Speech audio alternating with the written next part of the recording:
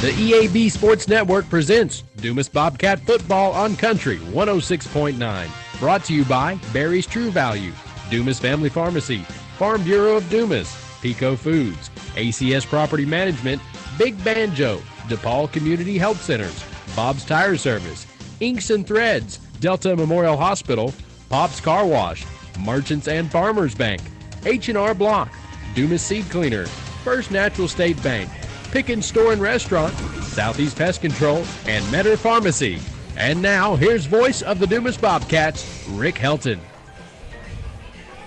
Hello, Bobcat fans. Welcome to week number 2 of postseason play for the Dumas Bobcats, as the Cats tonight are on the road as we traveled over to Glen to take on the Beavers on this beautiful Friday night in South Arkansas. Wasn't a bad road trip at all. I'm joined with Coach McGraw, and Coach Larry Harris will be here shortly, but wasn't a bad trip. Wasn't a bad trip at all. So which way did y'all come? Did y'all come through Benton, or did you come? Pine Bluff, Sheridan, cross, take a left or take a right at the stoplight. Yep, that's down the way we 7 came. miles on the left, Beaver Stadium. Yeah, and I didn't realize just how close Glen was to Benton. It's like 12 miles. 12 miles to Benton, 12 miles to Malvern. They're kind of nestled here in the woods in between the two. Yeah, settled in, right on the highway, real easy to find. We drove right up to it. That's the kind I like. Those, yes. We've had them before where we were seeing the lights, but we could not figure out how to get to the football field. I understand. So, but we had a good trip over tonight, and, man, what a beautiful Friday night. It is football weather. It is cool and crisp and clear as a crystal here in Glen Rose, Arkansas. We want to welcome you to the Merchants and Farmers Bank pregame show. Welcome you to Country 106.9 FM, and welcome you to EAB Sports on our YouTube app. And we want to thank everyone for joining us here tonight for this football game. This is week 2. We are in the second round of the playoffs, and the Bobcats played really good last week and had a good showing. The defense played. And, man, they looked good. Excellent. They did. And, you know, the offense got it done, won by a couple of touchdowns, and moved the ball well. So a big win last week on the road. Now the Bobcats are on the road again, and it's tough being on the road in the playoffs. But you know, it's one game at a time, and you just got to decide we're going into this football game, and we're going to play to win. And that's exactly what happened last week. So a big game, but we got a big game here tonight. We've got the Beavers of Glen Rose. They're wearing red. And I believe Lakeside down in our area, Lake Village, they're the Beavers, and they wear red. So hopefully we'll have the same luck against these Beavers as we had against those Beavers. That would be nice if we could take care of these Beavers here tonight at their home stadium. And this is Beaver Stadium, right on the highway. They have a turf field and a pretty big press box here. They've been more than cordial for us and got us all set up. So we're ready to go. We're ready to play football, excited to be here. And, man, you know, 2 games into the playoffs, and that's a big deal. You know, Thursday's Thanksgiving. We're going to be, have hopefully, a chance to play. We'll be playing the day after That's Thanksgiving, right. Black Friday. Yeah, And, that's right. We'll hopefully be making a trip to either Newport or Mansfield. Either way, so if we win tonight, we are road tripping big time next week. Because I know it's about it's probably 4 hours, a little more over to Mansfield. And 3.5 to Newport. So it's going to be a road trip either way. But, hey, that's okay. We'll get to go and see some football fields and some teams we haven't seen in a long time. So that'll be fine. But we just want to take care of business. And we're here and we're in it to win it. So I told some folks today at work, I said, I'll follow these guys all the rest of the year, wherever they go, the rest of the season. As far as they go, I'm excited about it. So, but we got to get through a big game here tonight. And, you know, every game that you play on the road, especially a team that you're not used to playing, it's a challenge. You don't know exactly what to expect from them. And you watch film, of course, but, you know, if you haven't played that team, it gets a little hard to get your mind around what you're going to be facing. Tonight, what are they running a spread offense? They're multiple offense. I got you. And they're young. Future's bright over here at Glen Rose. They're a young team. Start a lot of sophomores. I think we've probably got a pretty good game plan for it. We got a few more upperclassmen than they've got. We've just got to execute. Right. And I heard they graduated a slew of seniors last year. So they're kind of having to rebuild the cupboard. And but their cupboard's never really bare. Yeah. For the last 10 years, they are 95-27. Oh, wow. So they have definitely got a winning tradition here at Glen Rose. So they know how to win. They know how to play football, no doubt about that. And the Bobcats are trying to start our tradition, get it going, get it kicked in gear. But coming into a 3A conference, your first year in a new conference, and now you're in round 2 of the playoffs, that's a pretty good start. It's a good start to rebuilding. That's right. And with a young group that we've got coming up to help the team that's going to be left after this year, the future's bright in Dumas for the next 3 to 4 years. So we're looking forward to the season, but we're definitely looking forward to this football game. And we are inside 30 minutes to kick off, and we're ready for the game. So go get your popcorn and all that done and get ready as we prepare to bring you live play-by-play tonight from Beaver Stadium on the campus of Glen Rose High School between Malvern and Benton. So I think they have a Malvern address maybe or zip code or something probably like half that. of them that way got Benton and half of them this way got Malvern. That's probably true. But we are here tonight to watch a really good football game. We have a bird's eye view. I like the view. And, I made a comment that this press box is almost warm. And I said, Bub and Brock up on the roof probably don't want to hear that comment. No, they don't want to hear the warm stuff. I won't bring that up on the ride home tonight. While their teeth are chattering, I'll shuck a sweater or something. So, but we'll get through it. But it's pretty night. I mean, it's a beautiful night to play football, and it's cool and crisp. There's no wind. There's not going to be any weather issues at all tonight. So I think it'll be a really good night to play this football game. And but like I said, the Cats coming off of a big win last week, and man, that was huge. The Cats are playing good football at the right time. That's right. And it started with the McGee game. We competed and had our chances to win that game. Came up a little bit short. Right. But they started playing with more intensity and a little what I like to call get after it. And it carried over for the next 2 weeks, and here we are. That is absolutely correct. Coach Harris will be up shortly, and he'll have the keys to this game and some insight from his viewpoint and his opinion, and he always brings a good insight to these football games. But you are listening to the Merchants and Farmers Bank of Dumas pregame show live tonight from Beaver Stadium at Glen Rose, Arkansas, and this is Game 2. We're going to take a 3-minute break. We'll be back with more of our pregame show after this. Stumped on a home project? Stop by Barry's True Value in Dumas for expert advice on any remodeling project. Barry's is stocked with the right products and tools from brands like DeWalt and Steel to get the job done. While you're in Barry's, check out the outdoor selection. Barry's True Value carries top brands like Under Armour and Lacrosse footwear to help you have a successful hunt. For all your home projects and outdoor needs, trust Barry's True Value in Dumas. Barry's, behind every project is a true value. Driven by our mission to deliver power you can count on, the Electric Cooperatives of Arkansas go to work every single day on the X's and O's of delivering reliable and affordable electricity to our home field, Arkansas. With over 2,000 employees on our team, our game plan begins and ends with their dedication across our 17 electric distribution cooperatives that cover more than 60% of Arkansas. They are our most valuable players. The Electric Cooperatives of Arkansas, the power to deliver, the drive to win. Did you know that Henderson State University offers a nurturing classroom environment with caring faculty who will invest in your career success? You can learn a lot at Henderson. Come check us out. Visit hsu.edu/getready for additional information. Did you know that Henderson State University offers the only aviation degree in Arkansas? You can learn a lot at Henderson. Come fly with us. Visit hsu.edu/aviation for additional information. At Dumas Family Pharmacy, they are committed to making it easier for you to manage your health. They can help you find the most affordable medications, offer advice on over-the-counter medication needs, deliver prescriptions directly to your home, and more. Dumas Family Pharmacy offers personalized service that makes staying healthy a little easier. Now that's music to your ears. Visit Dumas Family Pharmacy at 301 Highway 65 South in Dumas. Dumas Family Pharmacy, taking the time to listen and care.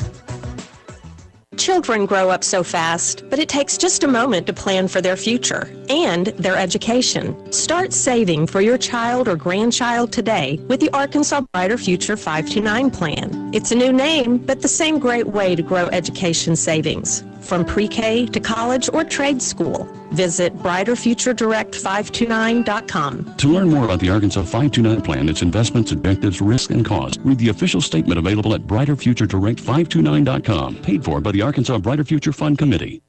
Your home is where your memories live. It's where you laugh and where you love. We understand the importance of the valuables under your roof, tangible and intangible alike.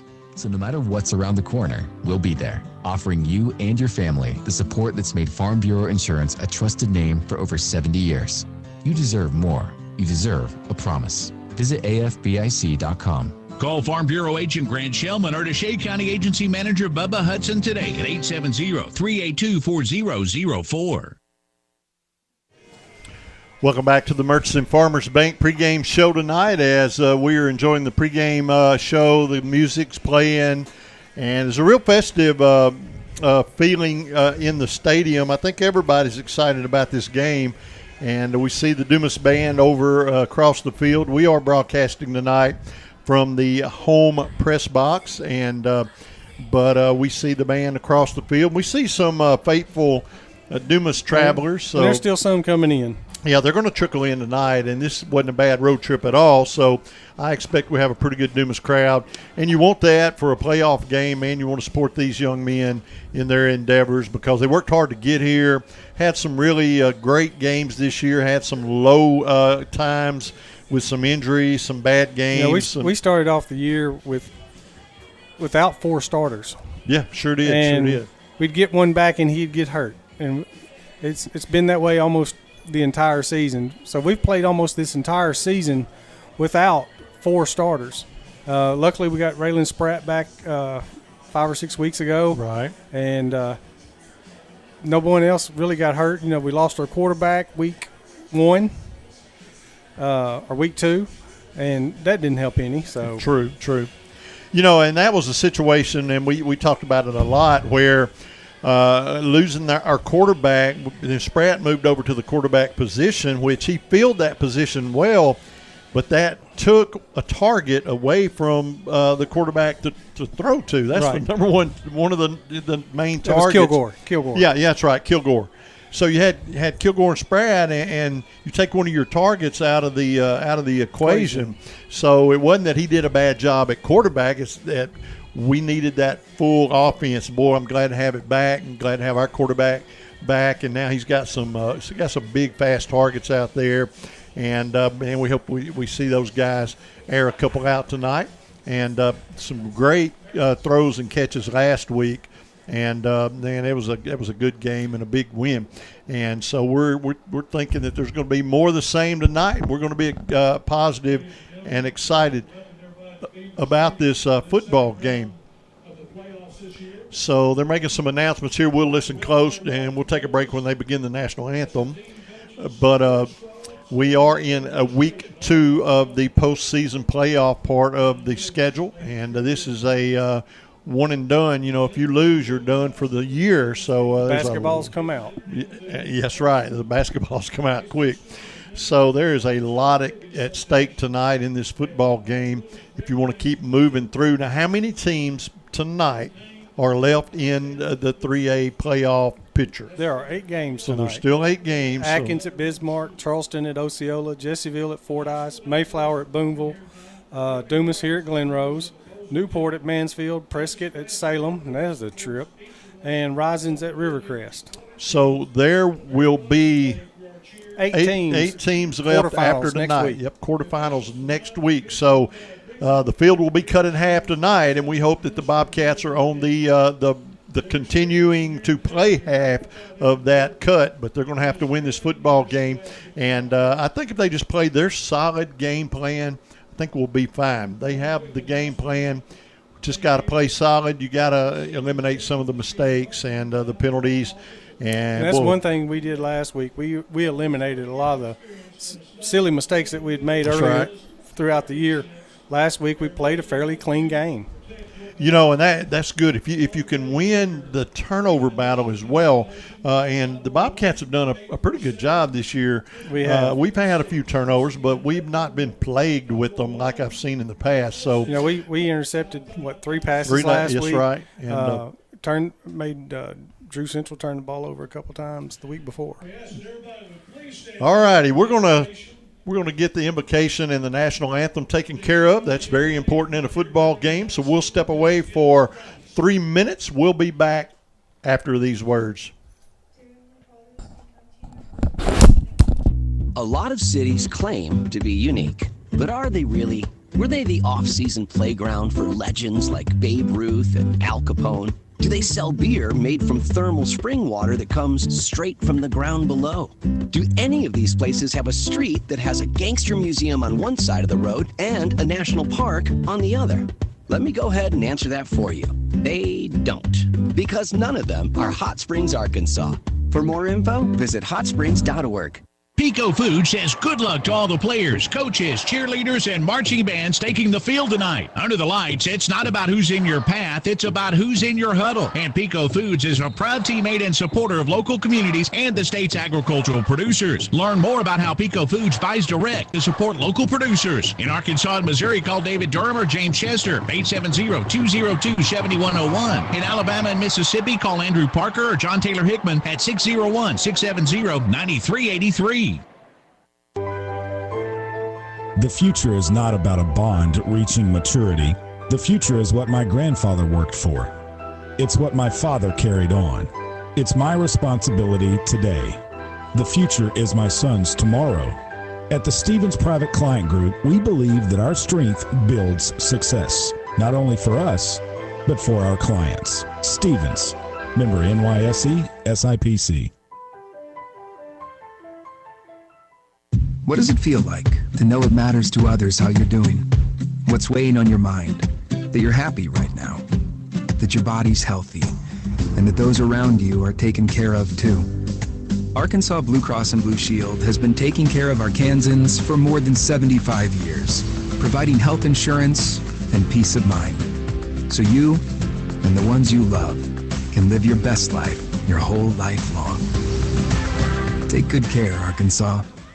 Call ASC Property Management Incorporated and Southland Management Corporation for your real estate and rental property needs. They have 1, 2, and 3 bedroom apartments as well as houses for rent in Dumas, Grady, Gould, Star City, and the surrounding area. Phone 870-382-6762 or come see them at 710 Meadow Drive behind Mad Butcher in Dumas. ASC Property Management and Southland Management, members of the Realtors Association, proud members of the Dumas community, and strong supporters of Bobcat Sports, equal housing provider.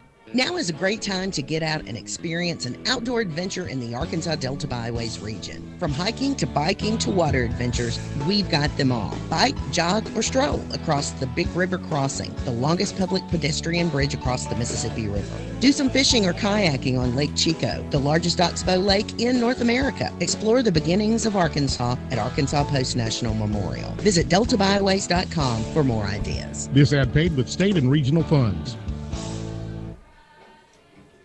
Welcome back to the Murchison Farmers Bank pregame show as we are winding down our pregame show. About 11 minutes till kickoff here tonight in Glen Rose, Arkansas, home of the Beavers. And I bet that school bus is being driven by Coach Harris. So he's going to make his entry here in a little bit. Well, we're probably not going to make it for him to do the pregame, so I'll just say this. All right. We got to play solid defense, read our keys, and we've got to execute on offense. That offensive line's got to give our quarterback a second or two, and we've got to execute.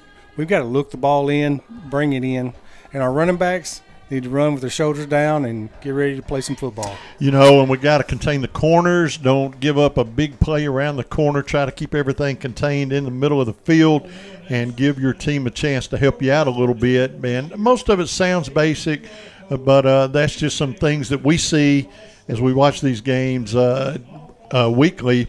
But, man, a winnable game for Dumas, no doubt about it. You don't get to the second round of the playoffs without earning your spot. Well, I'm a stats guy. Oh, yeah, no doubt. I like that. I like this stat. We are undefeated this season when Hooten's Arkansas football has picked us to win.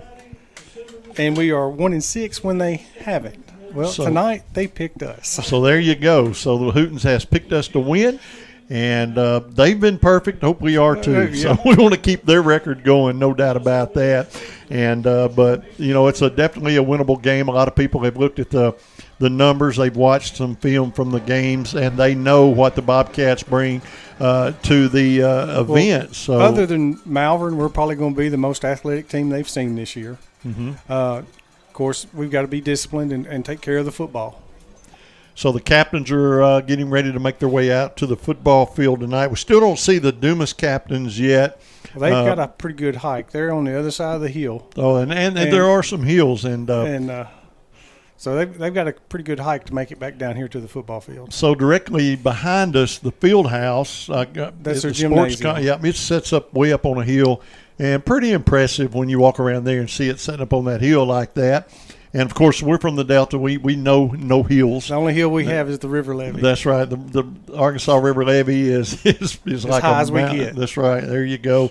But it's pretty awesome to come and you see these different areas. And I like traveling and going to these football games and watching the Bobcats play, obviously, but I like going to these different fields and would prefer to be at home. But, hey. Well, and we win. I'd prefer that Mansfield wins because that's one of the few fields I haven't been to. Well, there you go. I've been to Newport several times. Right. And so you and I have traveled in different conferences for a long time back in the past. So you saw a lot more of I started seeing the same 12, maybe. Right. But, I know all about OCL. I call it the East Coast, over there by the Mississippi River. And we saw those a lot. But we're like here tonight. I've never been, as far as I know now, I don't think I've ever been to Glen. Well, I was here in 2015 when I was coaching at that school down south. I hear you. And we gave them a ball game that night. They were low with seniors. We were very young. And I think Glen Rose ended up that night 33-18. But I expect Bobcats to come out and play some good football tonight. They've had a good week of practice, and I think they're focused. And ready to play. We're ready to play as well, ready to watch this football game. And I know it was good to see the Dumas band over there and following the team around, doing their thing tonight. And they'll do that on during the halftime show. We're still waiting on both teams to make their way back onto the football field. We're about 7 minutes from kickoff. So I think what we'll do, we'll step away one more time, and we'll be back to get this game kicked off. So we're going to step away for 3 minutes, and we'll be back after this. Craving pizza? Big Benjo Pizza in Dumas has just what you're looking for. Open 7 days a week for dine-in, takeout, and drive-through. Big Benjo Pizza also has a low-carb keto cauliflower crust in addition to your classic homemade pizza. They also have barbecue, supreme, taco, and chicken bacon ranch specialty pizzas along with hot wings, spaghetti, and salad. Hometown service and a Dumas staple. Big Benjo Pizza. Call 382-2880 to place your order. Big Benjo Pizza, 720 Highway 65 in Dumas. College dreams come true at the University of Central Arkansas, especially now with the UCA commitment. This new program provides a debt-free pathway for tuition and fees for Arkansas students whose families earn $100,000 or less a year. And that impacts everything. It's fewer barriers and endless opportunities. Welcome to Bear Country. Learn more about the UCA commitment at uca.edu. We all have our traditions, from Friday night lights to Saturday morning hunts. These are the traditions we pass down to the next generation. Now, we might have hung up our cleats a long time ago, but come tomorrow morning, we can still put on our camo and hunter orange, because some traditions last a lifetime. Get your hunting license and enjoy a season of memories, both on the field and in the woods. This message is brought to you by the Arkansas Game and Fish Commission. Hunt natural. DePaul Community Health Centers in Dumas and Gould provide excellent, compassionate health care services to children and adults in the community. The health center's medical, dental, and women's health services, including a wellness center, focus on addressing the needs of the individual. For more than 30 years, they have proudly served the people of the Delta and always put your total health first. Call DePaul Community Health Centers today for your medical or dental needs. DePaul Community Health Center at 870-382-3080. Go Bobcats. From your first paycheck to your first home. Starting your own business or celebrating your retirement, we're here for all of life's important moments. At Simmons Bank, our modern banking solutions make managing your finances effortless and efficient, so you can focus on what matters most. Simmons Bank, proud supporter of the moments that matter. SimmonsBank.com, member FDIC, equal housing lender, all accounts subject to approval. Bob's Tire Service Station in Dumas is celebrating over 50 years of full service at the same location for their customers the old-fashioned way, and they're ready to service all your tire needs. Bob's Tire Service Station carries a variety of tires, including all major brands from the smallest of lawnmower tires to the largest of tractor and combine tires, and has 2 service trucks to help you out of your next jam. Call Bob's Tire Service Station at 870-382-BOBS or at 870-382-4868. Bob's Tire and Full Service Station at 205 South Main Street in Dumas. Welcome back to the Murchison Farmers Bank of Dumas pregame show as we await the team captains tonight. And we're just about ready to get this football game kicked off. The captains for tonight's game for Glen Rose, number 71. And that is Caden Burks, number 33. That is Brody Draper. And I believe number 74. Justin Duke. So the Glen Rose Beavers are dressed in cardinal red uniforms, our jerseys, white pants, cardinal red helmets with white numbers. So very easy to see. The Bobcats have that classic road look. They have the gold pants, white jerseys with purple numbers and gold helmets, and the captains are making their way to midfield. The toss of the coin tonight brought to you by Dumas Family Pharmacy. Our breaks are powered by Barry's True Value, and our pregame show is brought to you by Murchison Farmers Bank of Dumas. And a big thank you to all of our sponsors as we enter into week 2 of postseason play. And captains are getting a little instruction from the officials, and we're just about ready to kick this game off. Just a couple of minutes away from kickoff. And, man, I'm excited about this game. It's going to be festive. It's going to be fun. And we're still getting a good Dumas crowd over there. They continue to come in, and that is really good to see. So I'm excited about this football game. So the coin has been tossed. And we're going to see who's going to start this game out on offense. Dumas is very, very happy to start on offense. They've done it a lot this year. And Glen Rose is going to win the toss, and they've elected to receive. So Glen Rose will be moving from our left to our right. They will be defending the north end zone. And so we're just about ready to get underway. The coin toss is out of the way, and the teams are ready to make their way out onto the football field. We'll keep it right here, get the game kicked off, and we will do a little tweaking on our video feed during the break as soon as Coach Harris gets here, and we will be good to go, folks. So stick around for this football game. We're excited. I know these Glen Rose folks are excited too. They're ready to play as well. So the Bobcats are really going to have to play hard and play fast football tonight.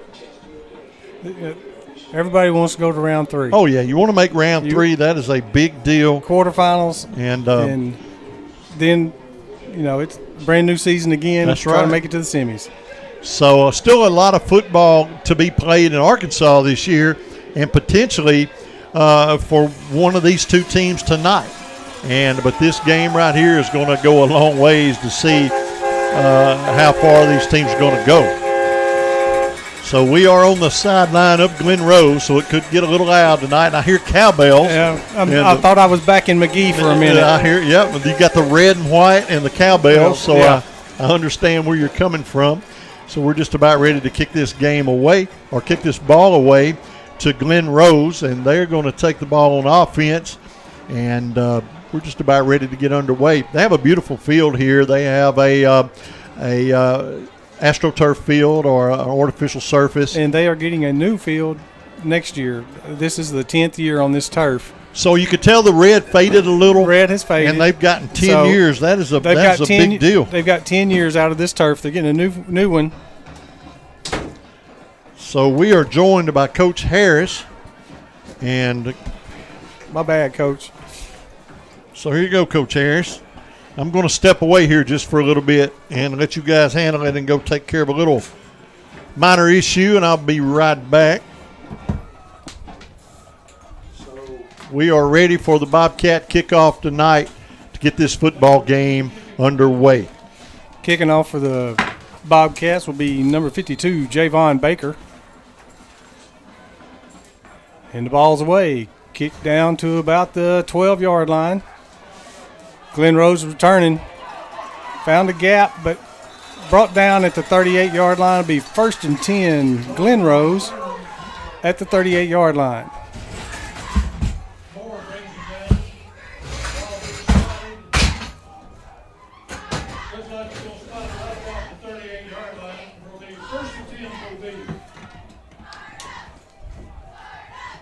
Glen Rose got twins right, split left. In the gun. Dumas in a 4-2 defense.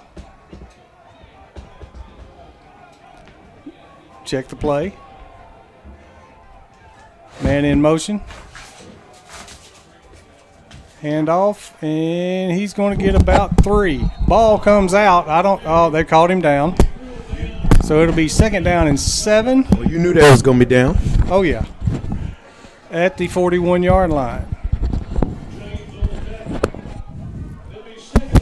Donald James came in to make the hit. Got trips right. Gun. Now they're going to shift to twins or trips bunch. Got a little jet sweep, and they're looking for the slant to number 5. And got him for a first down. Yeah, we had a little double motion right there when had a little fake of the jet sweep with a slant.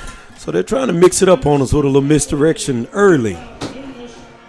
It's going to be 1st and 10 at the 45-yard line for Glen Rose, and they're hurrying to the line of scrimmage. They're going to play fast football. All right. Going to be a lot of motions and stuff. There's a handoff rate over the side. He's going to pick up about 4 or 5 yards. He's steady going. And a host of Bobcats come in to make the tackle. Well, I'll tell you one thing that I see so far from Glen Rose is they're going to try to keep us out unbalanced with a lot of motions and shifts and quick passes. They've got a big physical offensive line. They really do. There's a running back again. Dumas did a better job right there stopping him. But you got to believe this is 4-down territory. Oh, yeah, this has got to be 4-down territory. The way they're moving the ball. Oh, you're right, Coach McGraw, man. That is a big line. Yeah, that line is big and thick. Yeah, I got here a little late driving the basketball girls up. We got to take off and go to Bergman later on. But, man, that is a big line. Quarterback gets it to him, and they ate that up. They met him in the backfield. Dumas ate that up, man. They tried to get us a little loss of 1. Yeah, a little misdirection right there, and try to go straight up the gut with the quarterback, and Dumas wasn't having it. It's going to be 4th down and 3. 4th down and 3. Gotta hope that Dumas watches the snap count right here and the cadence of the quarterback, because you don't want to give up a good quick yard, and you got to know they're coming to the right here. And he's going to be hit for a big loss. Yeah, Dumas is in there, man. And the Bobcats are going to hold them and take over at the 41-yard line, 1st and 10 Bobcats. That was a good defensive stand right there early by the Bobcats, man.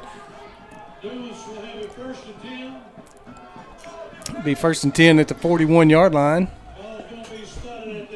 And that's a pretty good-sized defensive line that Glen Rose has got also. They got some big guys. The thing you want to know is what kind of cover guys that they got, because we've got 2 dangerous guys on the outside, and Raylan Spratt and Marcus Kilgore, who in these last couple games have really shined. Yeah, they really shine. They've been very explosive, very dangerous, and they've helped us put up some points, and that's a big reason that we're in the second round here tonight. We got Kilgore split left. We got quads right with Spratt. Yeah, we doing the same thing, except we switch it up a little bit. There's Spratt, and they got him, and he makes something happen. About a loss of 2 there. Yeah. They switched it up a little bit. Yeah, last week we had the quad set. Spratt was in the single side by himself, so I guess we were trying to throw him off a little bit, throw them off a little bit, but you have to give Glen Rose credit, man. They ate that up, as you would say. They saw it. They read it. They went to it. I'm just wondering, how do they cover us? Can they cover us downfield if we really run, Yeah. I would like to see us test them here early. And they give it to Tylen Bell, and he goes outside, and he has a big gain. He picked up about 10, maybe 11. Yeah. They're going to call it 10, so we're going to have 3rd down and 1. Yeah, and we normally don't get a big run like that from Bell on the outside. Not on the outside. Not when he's going east and west, so that's got to be a plus for us early. So it's 3rd down and 1 at the 50-yard line. Spread formation. You got Bell, and he's coming outside again. He's going to get enough for the 1st down. Look, it depends on the spot. This referee right here is giving us a bad spot. See what I'm saying? See this one that come in from the left? They're calling it a 1st down. Oh, they're calling it 4th down. I told you it wasn't a great spot. I could see the way it came in. Looked like he took a step to the right, McGraw. Yes. Hey. And I knew that, and really I thought we had the 1st down, man. I did too. This is a big 4th down. I'm sure we're going up with the quarterback. Look like he might run this thing. Oh, and he stopped in the backfield. Oh, man. He made a stutter step. You got to go ahead and hit the hole, man. Got to hit the hole. I really like what we were doing, running the ball with Bill. He's a big physical back that's going to get downhill. Right. The quarterback was a little timid right there, watching his steps. And in a game like this, with all chips on the board, everything is all at stake. You can't have any where you're a little doubtful. You got to go ahead and run, man. We got 1st and 10 from the 48 for Glen Rose. They have great field position. Trips bunch. Split left. A little misdirection. They're going to go back opposite. Oh, man. He's deep in the backfield. Oh, man.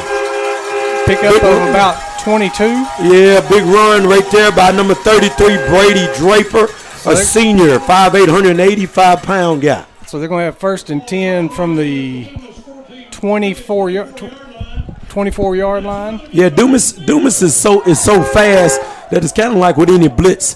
The way they're going to have to beat us was with misdirection and make us overplay and go. That's the only way to get us, and that's why they're bringing all these motions and running. And that's not going to work out wide, not against us. They can't run wide. No, you can't run wide against us. That's not going to work. We're laterally faster than them. They're going to hurt us inside the tackles. Yep, inside the tackles. And the thing I saw in the first possession, we'll see though. But man, I thought he threw the ball pretty well. He did. That first pass was pretty pass. Yeah, they threw it pretty well. So you wondering to beware. There's going to be some kind of motion here, man.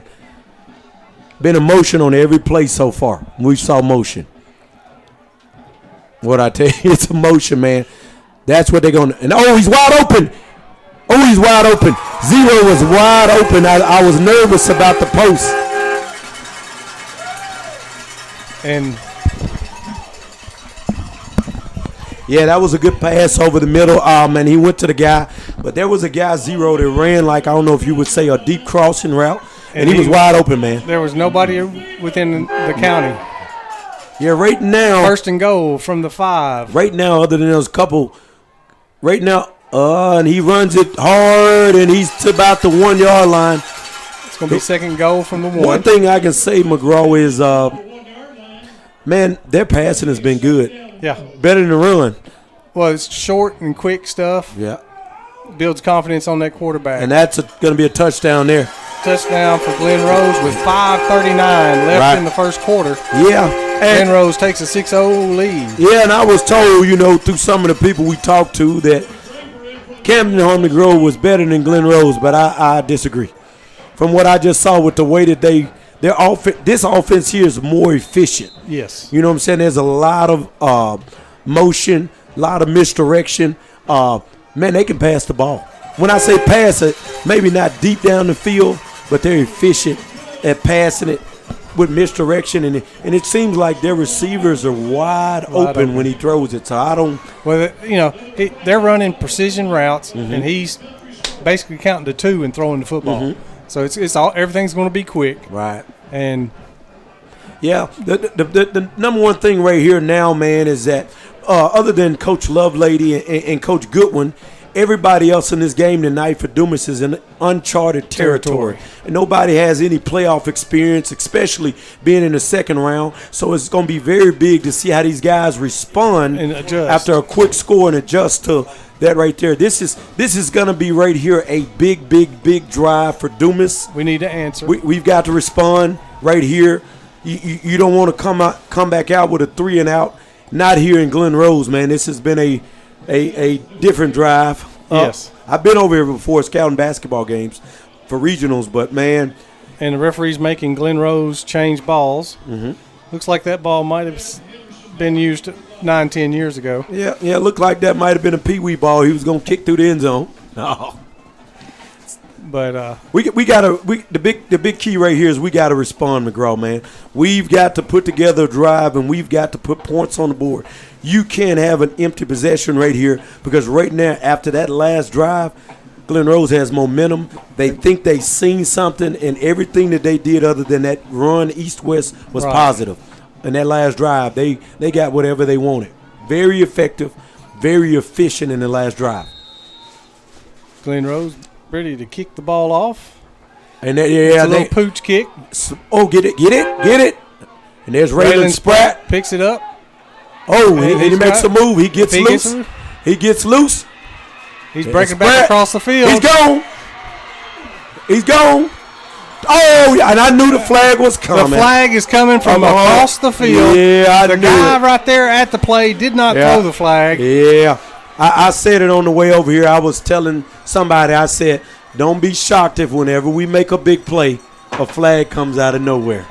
And that's what we just exactly saw. what happened. That guy was running down the Glen Rose sideline, and Coach Keener was giving him an earful. Yeah, man. And he threw the flag. Yeah, Raylan Spratt, I mean, as we see. So a 78-yard kickoff return. Goes back, and we will have.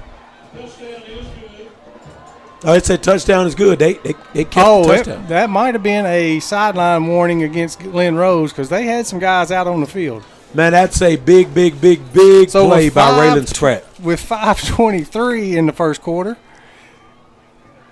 And the crazy thing about it, man, how about that, man? A little sky kick kind of high, trying to get the second line of defenders to get the ball, but Spratt still touches it and takes it to the house.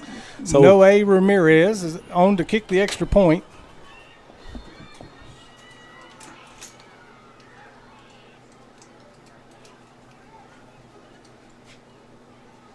High snap, gets it away, but it's going to be partially blocked.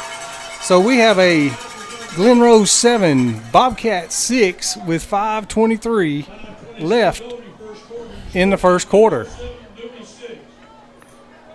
And, man, if we go at this pace all night tonight, I won't be able to keep any stats. Oh, man, this has been an exciting game already.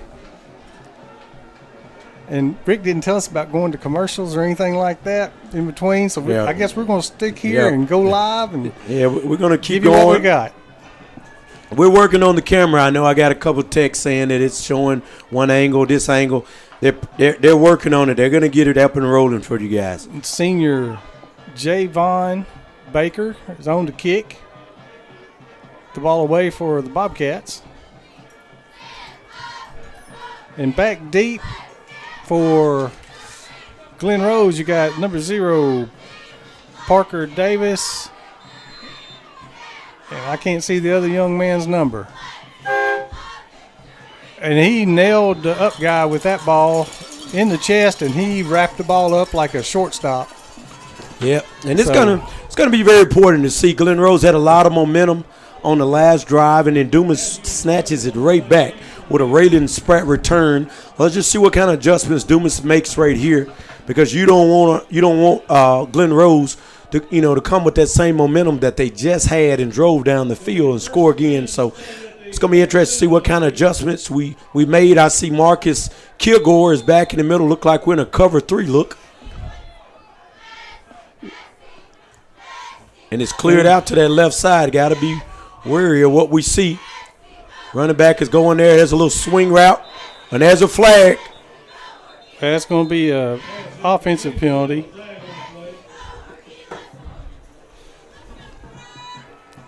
Wonder what is the penalty?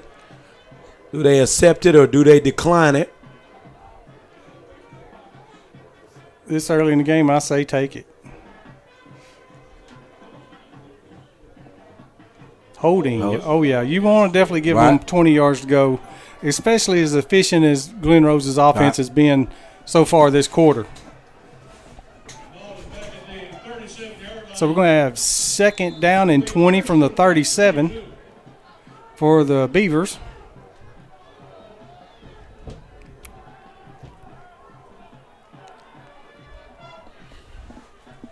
We got looking for any kind of little screen pass. And they're covering. Oh. Glen Rose coaches wanted a pass interference, but it wasn't there. No, it wasn't there. So good coverage by Dumas. That will bring up 2nd down and 20 from the 37 for the Beavers. And as you can see right there, even though they missed the pass, man, that quarterback threw the ball on the rope, so he can throw the ball. We got to be careful with these guys. Yeah, got to be careful with these guys. So 5:15 left in the first quarter. Beavers 7, Bobcats 6. We're going to have a Twins left with the H-back, split right. Dropping back to pass. Little screen pass. Good play right there. That hit took him down. That was a good grab right there by Chancey Dale, Speedy Dale. He got a hand on the jersey and wrapped him and gave a chance to let the other cats come and wrap him up. So this will be a big 3rd and long right here. 3rd and 19. 3rd and a mile, as they say. It might still be 3rd and 20. Yeah.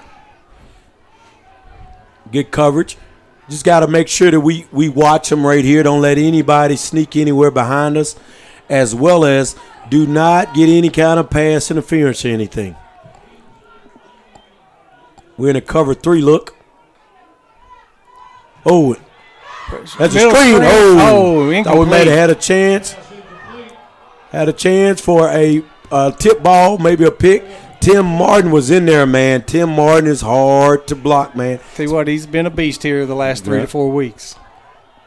Causing havoc for everybody. Yeah, Tim Martin was in there, man. And now you got Raylan Spread, who's already ran one back on kickoff. So I'm sure that this kicker is trying to angle the ball away from him, maybe kick it toward the sideline. And there's a stoppage in play. I think we're going to have a false start. False start, and you're correct. Had a little movement on that front line, getting a little antsy to get downfield. And right now, all the momentum has shifted back to Dumas. Bobcats. So that's going to be 4th down and 25. And be careful because Tim Martin might get in there, man. Thought he was. What they're waiting on? He's waiting on them to get downfield, so they get a big return. That's smart, isn't it, man? Yeah, it is, and it takes a Beaver roll to the 21-yard line, 22-yard line. Well, Coach McGraw, man, you saw so much football. I didn't know what was going on there. I was like, what is he waiting on? But I guess since he didn't see a rush, he didn't see a rush. I can hang on to it, let everybody get downfield because they know they're at a speed disadvantage. Right. Now, if it's power football, they've got the advantage, but with speed, they need to make sure they can get some guys down there to cover. Yeah, that was a smart play what they just did there. I was a little shocked at first what was going on, but that was smart by them. Again, we come to you with 4:14 left in the first quarter. Glen Rose 7, Dumas 6. Dumas starts with the football. Be 1st and 10. This game started yet? Yeah, we're rolling. We're rolling, man. I hear you. It's a good one, too. And we hadn't taken a commercial break yet. And there's a pitch to the right to Raylan Spratt.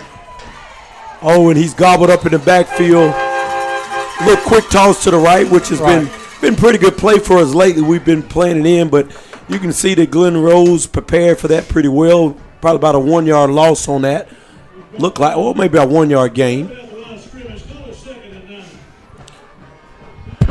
Well, fellas, I appreciate y'all. We had a little technical issue. I think we got everything sorted out upstairs. Good deal. Hey, we got 2nd down and 9. 2nd and 9. We got a pass. And he's throwing it deep. He's wide open. Wide open. If he catches it, it's a foot race. And it is a foot race, and it is going to be a touchdown. Dumas Bobcat. Wow. A no flag. 79-yard touchdown. Yeah, he chunked it right there to Marcus Kilgore deep. We have the speed advantage, man. If they get it to Marcus Kilgore, and the top 2 weapons so far, Raylan Spread, Marcus Kilgore, and both have a touchdown. So we're right on cue right now with what our game plan is. So I came back at the right time. Oh, man. Hey, we were saying it right before you left, Mr. Rick. Hey, if you blink your eye, this has been an exciting football game. That's right. So it's been exciting. Absolutely. So, man, that's awesome. Appreciate you guys, and I'm glad that we are back in the saddle as far as I know. And so the Bobcats have taken the lead in this football game. And taken a timeout. So there is a timeout on the field. We'll take a 30-second timeout. We'll be back just a moment. One automobile is the undisputed classic, the BMW 530i xDrive. Saracen Casino is giving the ultimate driving machine to one lucky player. Play all November at Saracen and score entries into the drawing for your chance to drive home in an exciting BMW 530i xDrive from BMW of Little Rock and Saracen Casino. At 40 minutes from Central Arkansas, Saracen is Arkansas's closest place to play. Saracen Casino Resort, Vegas, Arkansas style. Gambling problem? Call 800-GAMBLER. And welcome back after the timeout. Dumas Bobcats are going to attempt the point after. It looks like they're going to line up and go for 2. We got a bunch set and Raylan Spratt over here alone. And now we're going to have, looks like it's going to be an offside. I don't know if he was drawing offsides. There's going to be a penalty, either a 5-yard penalty or a half the distance to the goal, depending upon who it's against. And it is indeed going to be offside, so it's going to be half the distance to the goal. Now, that could change the offensive call now. We've got some players coming in and out, so it is going to change the play call. Kind of figured that would happen, and now you've got just a yard and a half, you know. Yeah, Marcus Kilgore goes out. You got to look at it and know that this ball is going to Tylen Bell. So Bell is in the game. Stands to the right of the quarterback, Walker. Walker takes a snap, hands off to his running back, and he's into the end zone. And the 2-point conversion is good. And with 3:28 left to go in the opening quarter, the Cats have pulled out to a 14-7 lead over the Beavers of Glen Rose. So that is a big turn of events there, and a big lead for the Dumas Bobcats. And so. Man, you just got to keep your foot on the gas, though. You cannot let up, and this is a big time football game. Man, huge. We have got to keep our foot on the throttle, keep playing hard football, and see how this thing winds up tonight.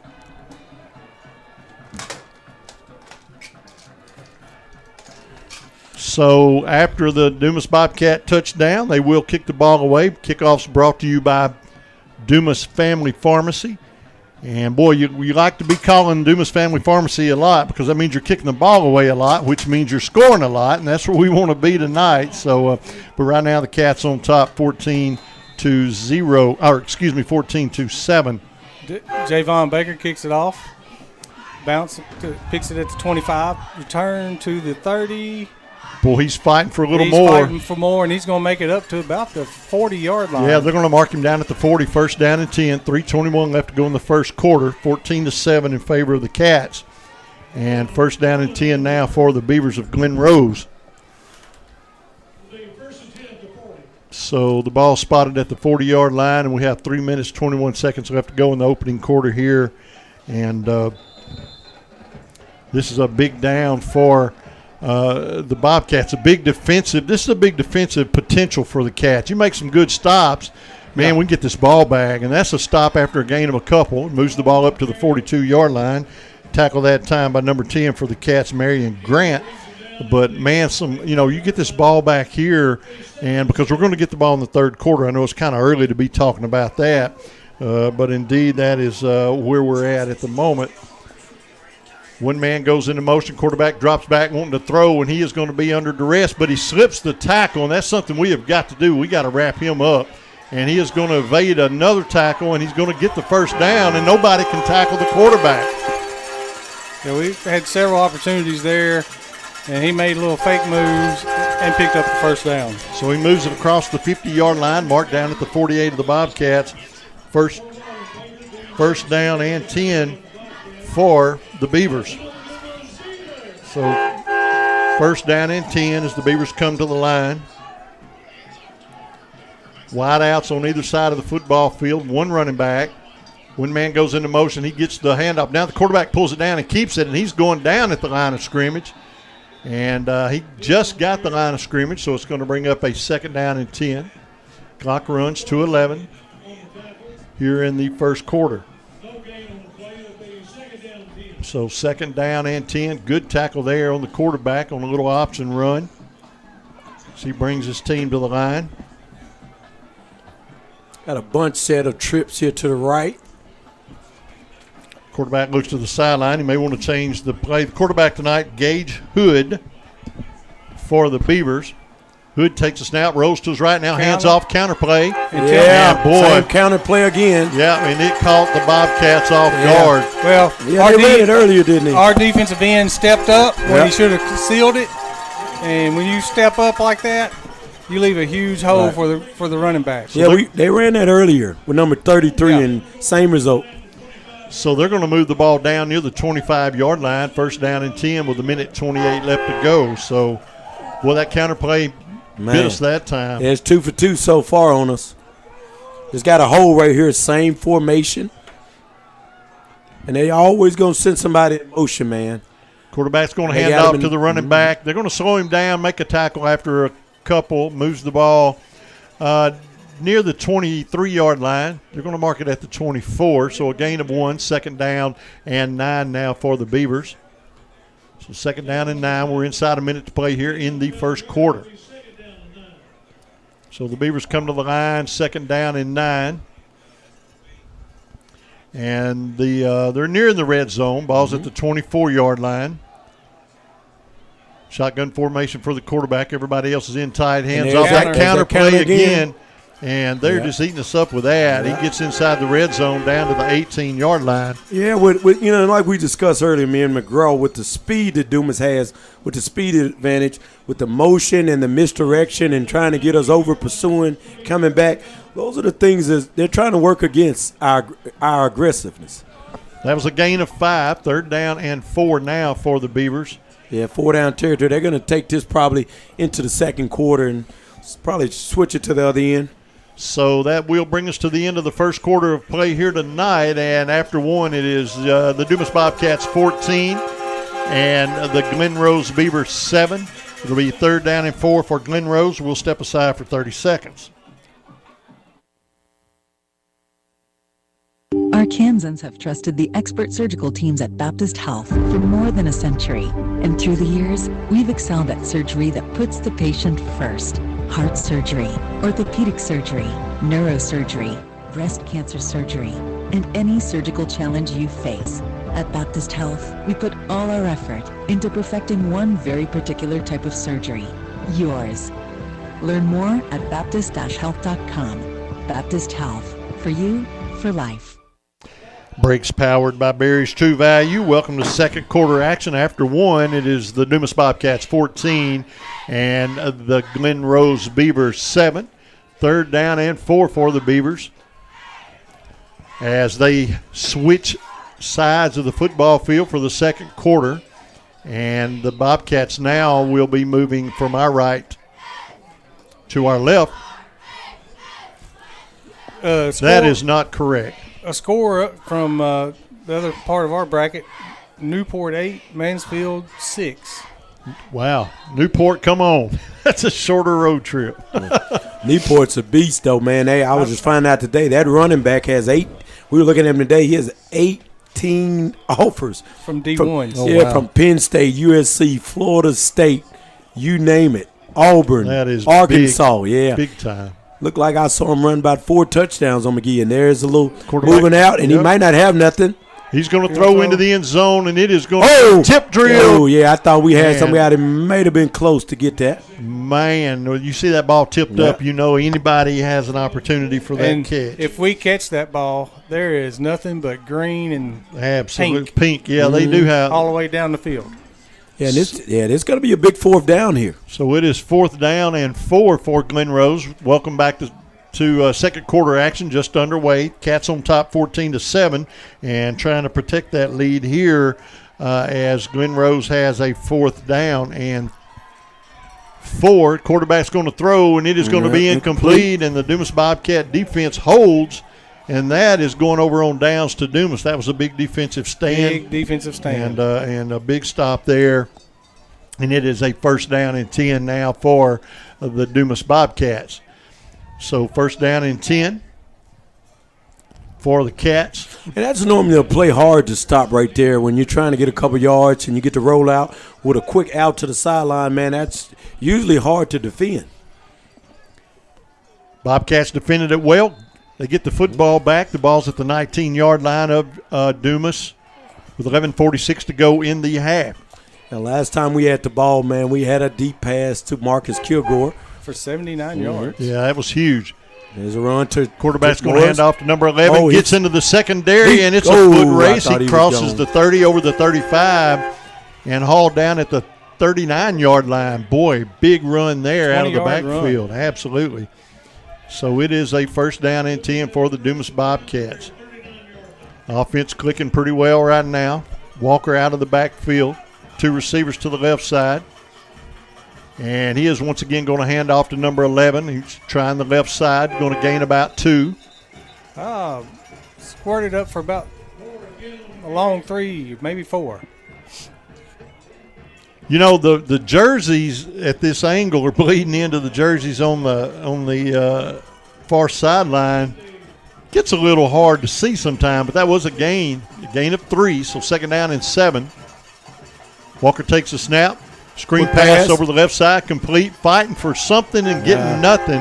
Yeah, they covered it up pretty well, the Raylan Spratt, because if you don't cover it up, he comes out of there sometimes, and the rest is 7 points. That's right. So it's going to be called no gain, 3rd down and 7.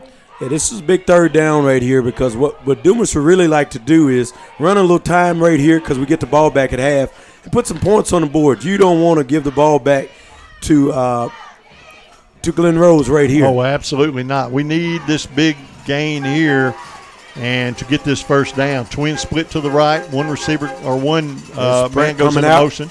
Quarterback drops back. And he's got a wheel route. He's got a wheel route, and it is going to be thrown into. Oh, man. Double coverage. Man, if he lays it out there a little bit more, Spratt runs up under it, man. He just throws it out a little bit. The Bobcats going to have to punt the ball away here to Glen Rose with 10-12 left in the second quarter. Cats on top, 14-7. Yeah, that pass needed to go about 2 more yards. Yeah, he was on that wheel route. If he gets it out there, Spratt's gone. If he throws it 2 yards further downfield, that's a touchdown. Yeah. So 4th down, Bobcats going to punt the football away. Punter standing around the 36-yard line, waiting the snap. We need to get it off cleanly. I could tell Spratt was a little tired getting back there. He puts a pretty good foot into it. Let's see what kind of bounce and roll, and it's going to take a great Dumas roll. They're going to have to catch it to keep it out of the end zone, and they're going to down that football at the 1-yard line. Yes. So that's the best you can do on a punt, and a punt cover as well. So the Bobcats are going to cover that well. Wow, what a punt. And it is going to be. What a roll. Gentlemen, that's how you flip the field. That's how you flip the field, and it's going to be 1st down and 10, but they're going to be working from the 1 with 10 minutes left to go here in the half, trailing the Cats 14-7. And this is where I want to see a high snap. Oh, man, this is where you would like to see a big mistake. And that's where you can have some damage when you don't put anybody back. But that's the threat of they were scared of what Dumas might, try something with the speed.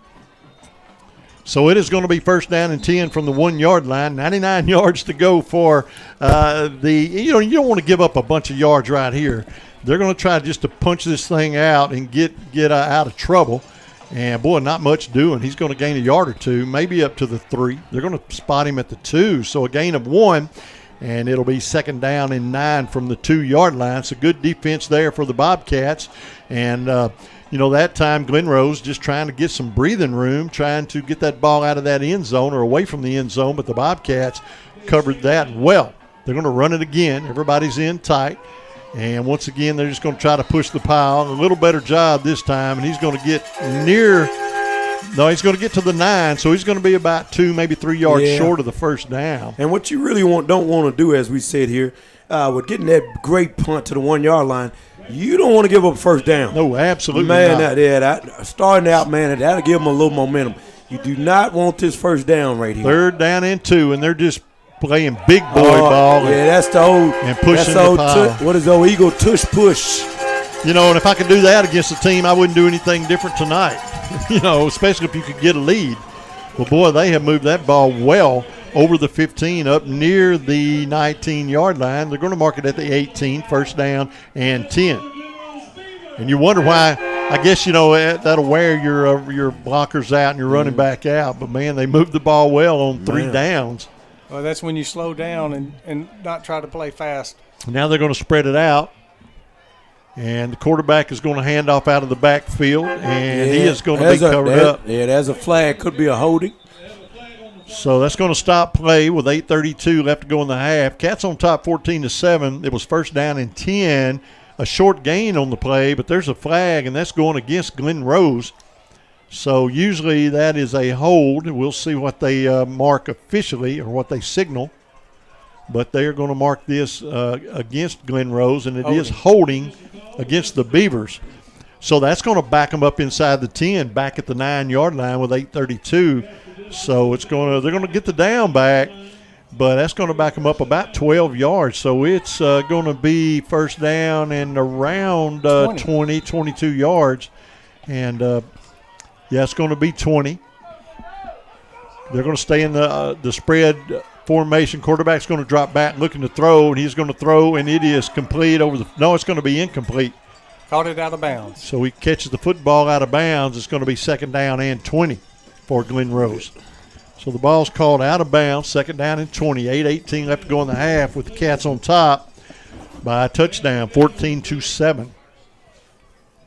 So number 33 checks out for Glen Rose for a breather, and that is a Brody Draper. Quarterback spreads his offense out. Now we're going to have stoppage of play and a timeout called by Glen Rose. 8:18 left to go in the half. Bobcats on top 14-7. It is second down and 20. We'll be back in 1 minute.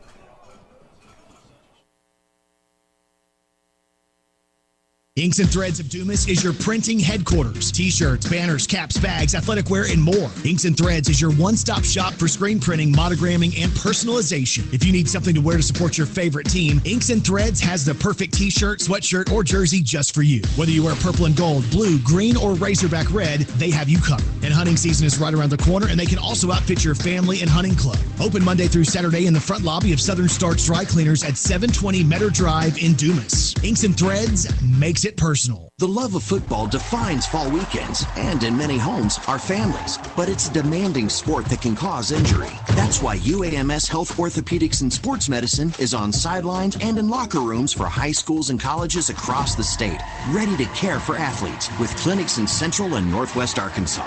UAMS Health, official orthopedics and sports medicine provider for Razorback Athletics and future Razorbacks all over Arkansas. Learn more at uams.health/team. Quarterback throws complete, moves the ball up near the 14-yard line where it will bring up a third down and long. Welcome back after the timeout. So the ball spotted at the 14-yard line. Score update, Mansfield 14, Newport 8. Man, Tim Martin was just a menace right there in the backfield. He rushed that throw. And there he goes again. Quarterback wants to throw, and he is going to be flushed out of the pocket, rolling to his right. The dude is open, God. And he had a receiver wide open across the flat. He could have just tucked the ball and ran and got the first down. So he's going to get the first down and then some, and that's going to move the chains. And so they started this drive on the 1-yard line, and now they have a first down and 10 from the 34-yard line. So they're having a pretty good offensive possession here. The Bobcats need to figure out a way to break this momentum. Need a big stop, a big play in the backfield. Yeah, he was wide open on that play. One man goes into motion. He comes to set. And now we're going to have stoppage of play, and the second timeout of the half called by Glen Rose with 7:07. So it's 1st and 10, but they saw something, and they've had to burn 2 timeouts really quick here in the second quarter as they trail the Cats 14-7. They desperately want to keep this drive alive and keep the ball out of the Cats' hands because we get the football back to begin third quarter action. So the Glen Rose coach calls a timeout. And I believe the Glen Rose is Stephen Keener, right? Isn't he the head coach? Keener. Stephen Keener is the head coach here. And I believe his dad is on the staff, and he was a longtime coach here. I got you. So Coach Keener calls a timeout with 7:07 left to go. And they're taking a long timeout, getting a little breather. The ball spotted at the 34-yard line, 1st down and 10 for the Glen Rose Beavers. And now they come to the football field, and we're just about ready to resume play here. So the Cats defense here, not back on their heels by any means, but boy, they need a big stop. They've given up a lot of yardage here on this drive.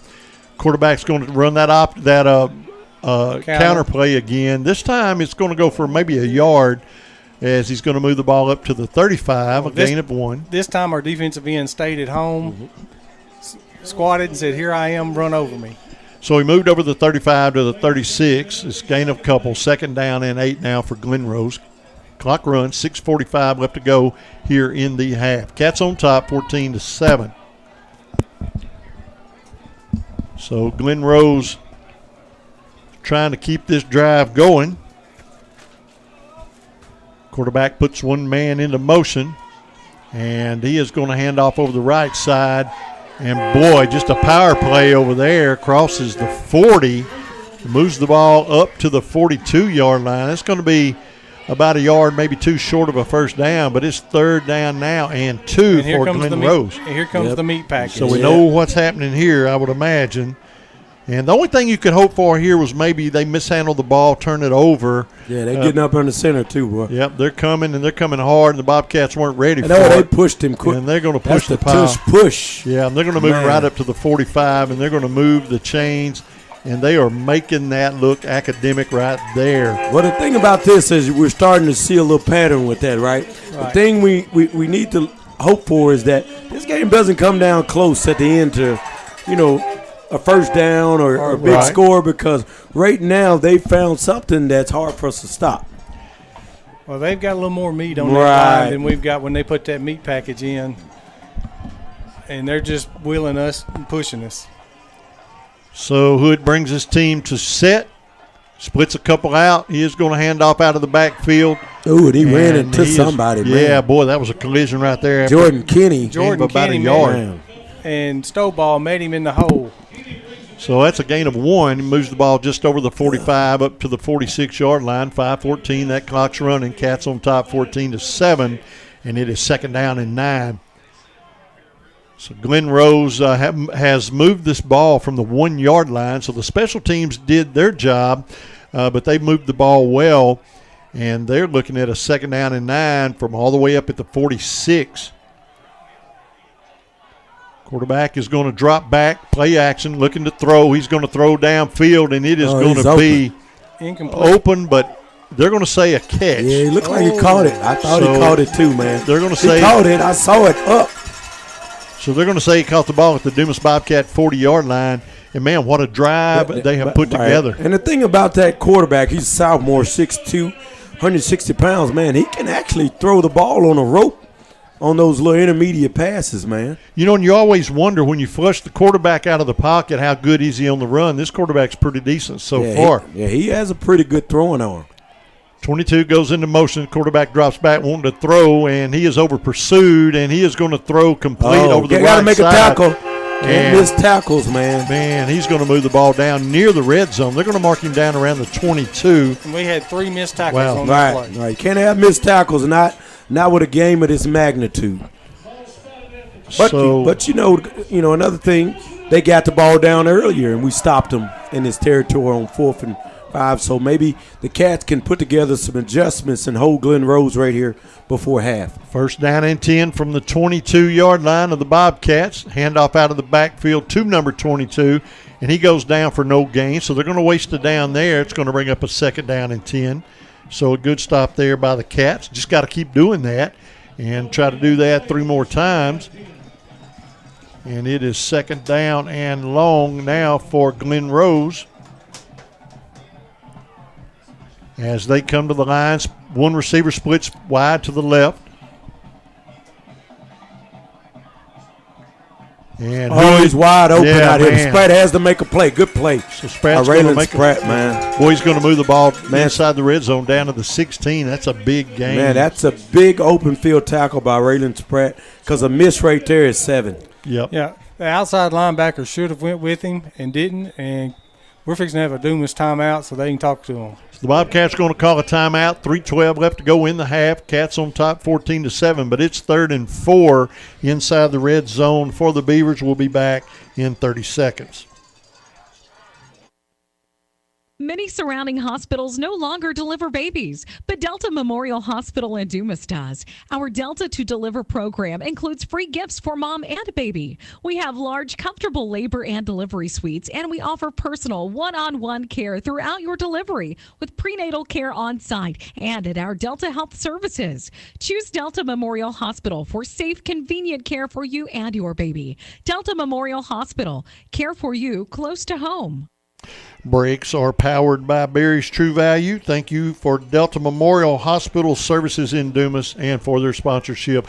3:12 left to go in the half, and man, I'm telling you, Glen Rose threatens here. 3rd down and 4.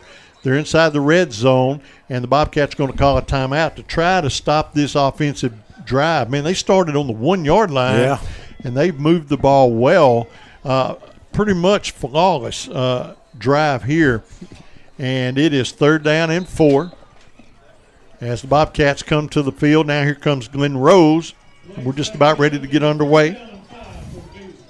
So Hood brings his team. We might be looking at the tush push. Yeah, they're going to. Well, now they're going to spread it out. This is a different formation. Hey, that's all right. We've seen the swinging gate this year. And this is going to be. There's nobody not there. Man, we fell for that. Man. Lock, stock, and barrel. And man, that's it's a battle of wits with strategic moves right here. Hey, it is a chessboard out here right now. No doubt about it. That was a 99-yard drive. Yes, and they ate up a lot of clock and the kick was no good. So the point after attempt is no good, so the Bobcats are going to maintain a lead 14-13. But, boy, what a drive Glen Rose put together that time. 99 yards, marched the ball downfield. It almost seemed effortlessly. And then they come up with a little trickery there. And they got something up their sleeve, man. I'm sure we'll see that again before this game is out. Man, they picked a good inopportune time to run it, and it worked. So what they know now, they can get short yardage running up the middle hard with the big boys. Mm-hmm. And now that play right there worked pretty well, and they have a quarterback that can throw. So pretty balanced offense so far. Right. And that is a challenge for the defense. Cats doing okay. They're ahead in this football game with 3:03. But, man, you've got to find a little bit more defense. You got to make some more stops. And what we got to have here is – onside kick, get the ball. Number 2 got out of the way. I think he thought it was a punt. Yes, that was Speedy Dale. He stopped. I believe he thought it was a punt and he couldn't touch it. Yeah, man, that's a big play, man. That's a big play right here, man. The momentum senior needs to know. Yeah, you got to get that momentum is in their favor right now. They're getting the ball down the field. We've got to get a stop right here, man.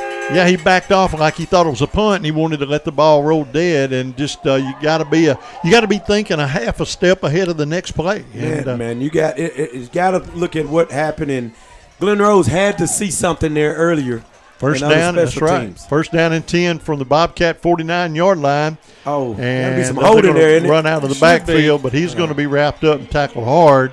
That's a gain of a yard, maybe two. They're going to move the ball to the 48, so it's going to be a gain of 1, second down and 9. Clock runs 2:48. Cats on top, 14-13. And I guess that's part of their package. You maybe the running a long outside zone or stretch play, but man, that's not going to be very effective against Dumas. That's going right. east and west, we're fast out there on the edges. So it is second down and 9 for Glen Rose. 2:27 clock runs. Quarterback is going to drop back. He wants to throw. And he hits him over there. Yep. First down, and he's out of bounds. Yep, it's going to stop the clock. So another very well-ran offensive series. It's a young offensive series, but, boy, they've ran a couple of good plays here.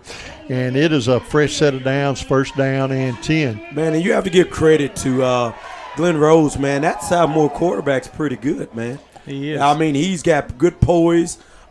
He's making the reads. He's not trying to do anything too much. He's making the smart. Oh, and there's a gaping hole. Yeah, number 33 gets into the secondary, and he is making some yardage there. That's Draper on the carry, and that's another first down. And they're just making this way too easy. Yeah, right now they're in the hurry up. They're going to hurry up. The momentum right now, they're running it fast before we're getting set, and they're just getting chunks of yardage, man. We might better take a timeout here. So they're going to move the ball to the 20. It's going to be second down and 5, gain of 5. We're inside 2 minutes to play. And the Razorbacks, I was thinking red. The Beavers are on the move again. And they're going to hand off out of the backfield. Oh, and but he's going good down. play, man. Somebody come out of nowhere. Good tackle that Tim time. Martin. Yep, Martin. Man, what a play. Hey, cause he can stretch out because he's 6'4". But now it's no gain, third down and 5. So this is a big third down play here. And if we can make a stop in the backfield here, it would be very interesting with 1:23 left to go here in the half. Man, that was a big play by Tim Martin. Cats holding on to a 1-point lead. And there's going to be a broken play in the backfield, and they're going to drop him back at the original line of scrimmage. Yeah, Dumas ate that up, man. We're going to see where they mark it, but it's going to be fourth down and about 9 for Glen Rose. So fourth down and 9 with a minute left to go here in the half. And that was a huge play. So I don't know if they have a field goal kicker, but this ball is spotted at the 25. And the way that they're going, they're either taking a timeout to set the play or they're going to kick a field goal. That'd be a 42-yard attempt or 41-yard. But I can't see it with him missing an extra point that badly. So it's fourth down and 9, and they're going to let this clock run down, and they're going to stop it with about 30 seconds left, maybe 32 seconds left to go in the half. So they've got something up their sleeve. And they're going to call their final timeout. So 32 seconds left to go in the half. Cats on top 14-13. And Glen Rose burns their third and final timeout here in the half with a fourth down and 9. The ball's back at the 24-yard line of the Dumas Bobcats. So very interesting play right here. And I'm anxious to see exactly what happens. And even if let's say they were fortunate enough to get a first down, they just burned the last time out. Sure did. They would have to get up quickly to the line to make something happen. So this is going to be a very, very interesting 32 seconds down Probably, the stretch. I don't know. I mean, they got one shot at it. I look for maybe a Hail Mary. I mean, just try something big. Unless they're pretty efficient route runners. Unless they run something close to the sideline, a quick out, catch it, get out of bounds, first down. I'm not sure, but I have to say this. The quarterback has been pretty poised and efficient when he's making dump down plays and throws. And so, you were happy last play with third and whatever that they ran the ball rather than him try to pass the ball because he's been very, very good at that. But he's looking at a fourth down and 9 here, so short yardage. Tim Martin, man. Short yardage won't help him. You got to look for Tim Martin, man, to make a play here. So the quarterback. Tim Martin, not Madden. Tim Madden, there you go. Oh, and so it's a direct and a little he's wide open. And he is underthrowing. Pass. Wow. And the Bobcats will take over with 26 seconds. Good way to be there, Donald James. And little flicker there. The guy didn't have the arm to get it out there. Yep. This is the playoffs, and if you don't win today, you don't get to go play next week. So pull out all the stops and let's play ball. No reason to save anything. anything. Hey, that was a good play call, man. The guy just couldn't make the throw. And Donald James was out there, but, man. So the Cats now have 26 seconds. I don't know how many timeouts they have. I know they have at least one. I'm sure we're gonna take a knee right here and a quick run and take it to half, man. Man, I would take me a shot right here. Well, you got Raylan spreading. I would take a shot in a heartbeat. Oh! And they're going to whistle the play dead. I thought, man, cover that fumble, but he heard the whistle. Yeah, it was a little nonchalant right there, man. Yep. Hey, get on that football. So now you have a 5-yard penalty, and I don't know I think someone lined up off sides. I think it may actually be someone lined up in the neutral zone on the offense, but it's going to bring first down and 15 with 24 seconds. You still have to run one play, but now this may change your offensive look, but I would still take the shot. But they're going to be content to run the football, and now they've got the clock down to where they can let it go, and we'll get out of here with a 1-point lead, and we will get the football back to begin third quarter action. So we are down now to the end of the half. So after 2 quarters are in the books here in game 2 of the playoffs for the Bobcats and the Beavers, it is the Dumas Bobcats 14, Glen Rose Beavers 13. And, man, the Bobcats get the ball back in the third quarter. We've got a football game here tonight. You guys stick around. We'll be back in 3 minutes with the Berry's True Value halftime show. Looking for a college that offers exceptional opportunities close to home? For over 150 years, Lyon College has been the launch pad for successful careers right here in Arkansas. With a strong academic reputation, competitive athletics, and a stunning campus in beautiful Batesville, Lyon College is dedicated to shaping graduates who make a difference in their communities. Discover what Lyon has to offer by visiting lyon.edu. Lyon College, building a better world starting in Arkansas. Little Rock is a place where you'll be amazed by everything that awaits every member of the family. Explore sites like the Little Rock Zoo or hike to the top of Central Arkansas at Pinnacle Mountain State Park, which opened its brand new visitor center in 2023. Learn about the world around us at the Museum of Discovery, a nationally ranked children's museum, and at the Central Arkansas Nature Center, where you can see alligators up close. You can tour the Oval Office at the Clinton Presidential Library and walk in the footsteps of civil rights pioneers at the historic Central High School. Learn more at littlerock.com today. Pop's Car Wash is a proud Dumas Bobcat supporter with 9 locations across southeast Arkansas to serve you. Bring your cars, trucks, big rigs, boats, and ATVs to any of our locations in Dumas, Monticello, Warren, 2 locations in Lake Village and Dermott, and the newest location on 28th Street in Pine Bluff. Customer service is our #1 goal, and we appreciate your business. Pop's Car Wash, now with 9 locations across southeast Arkansas to serve you. The Lambert family says, go Bobcats. We all have our traditions, from Friday night lights to Saturday morning hunts. These are the traditions we pass down to the next generation. Now, we might have hung up our cleats a long time ago, but come tomorrow morning, we can still put on our camo and hunter orange, because some traditions last a lifetime. Get your hunting license and enjoy a season of memories, both on the field and in the woods. This message is brought to you by the Arkansas Game and Fish Commission. Hunt natural. As a community bank, Merchants and Farmers is closely tied to the businesses, organizations, and most importantly, to the people in the communities it serves. We have been since 1909. We offer the big bank products that are small bank friendly. We're dedicated to providing great customer service, all the while getting to know our customers. Hence our motto, building relationships one customer at a time. We'd like to invite you to be next. Stop in today to see why your experience here matters. Merchants and Farmers Bank of Dumas. Member FDIC. Welcome back, Hog fans, for more scratching action from the Arkansas Scholarship Lottery. This is looking like a good one. First appearance of the dime we've seen all season, Tom. The luck is thick in here tonight. After all that scratching, she's a winner! The Arkansas Scholarship Lottery. Every day's a chance to win big. Pick up a ticket today. This is winning.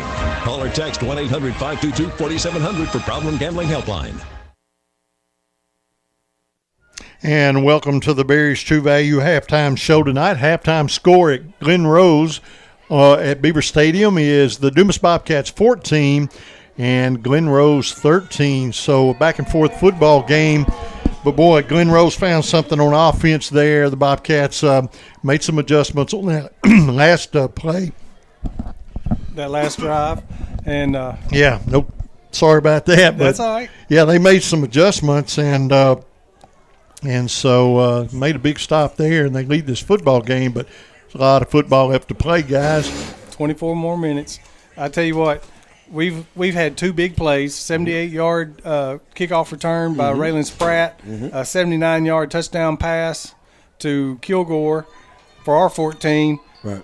And it's been totally different how Glen Rose has done it. They marched that one time 99 yards. I'm not sure it wasn't 99 and a half. Yeah. Down and scored. And they got that big boy package in there and just tush push and wheeled us down the field. Yeah, tush push. And they have run the counter really well. Right. And finally, a couple of times, our defensive end stayed at home, and he couldn't cut. So we were able to slow him down a little bit. But Glen Rose, for a young team, is really playing good football. Right, they're playing real good football. And like I said, on Dumas side, as Coach McGraw alluded to, with our two big playmakers, Raylan Spratt and Marcus Kilgore, we had two big plays that got us 14 points on the board. Ever since that, I don't know if Glen Rose adjusted a little bit, but we've been slowed a little bit since those two opening scores. Right. But we've been fortunate, and we still have the lead. We still are up in this ball game. On the other side, go ahead. And we get the ball back to start the second half. We get the ball back to start the second half. So you want to hope that Dumas comes out and we go in there and we look at what we saw, try to make some adjustments, because coming out, scoring a touchdown coming out the third quarter could be big for a game of this magnitude. I mean, it could swing the momentum. Now, on the other side of the ball, when you look at Glen Rose is pretty balanced. I mean, from they're running counters and they're stretching it outside. But the thing that scares me the most is, man, that quarterback is dangerous whenever he's throwing short passes. He's very efficient. He's very effective. He's been very accurate in the intermediate throws of getting the ball down the field. So we've got to be careful to watch that. They figured out a way to a little bit, maybe with the quick throws or the quick outs or the quick passes, to kind of slow down the rush of Tim Martin. And then when they do want something a little further downfield, they roll him out and make us chasing.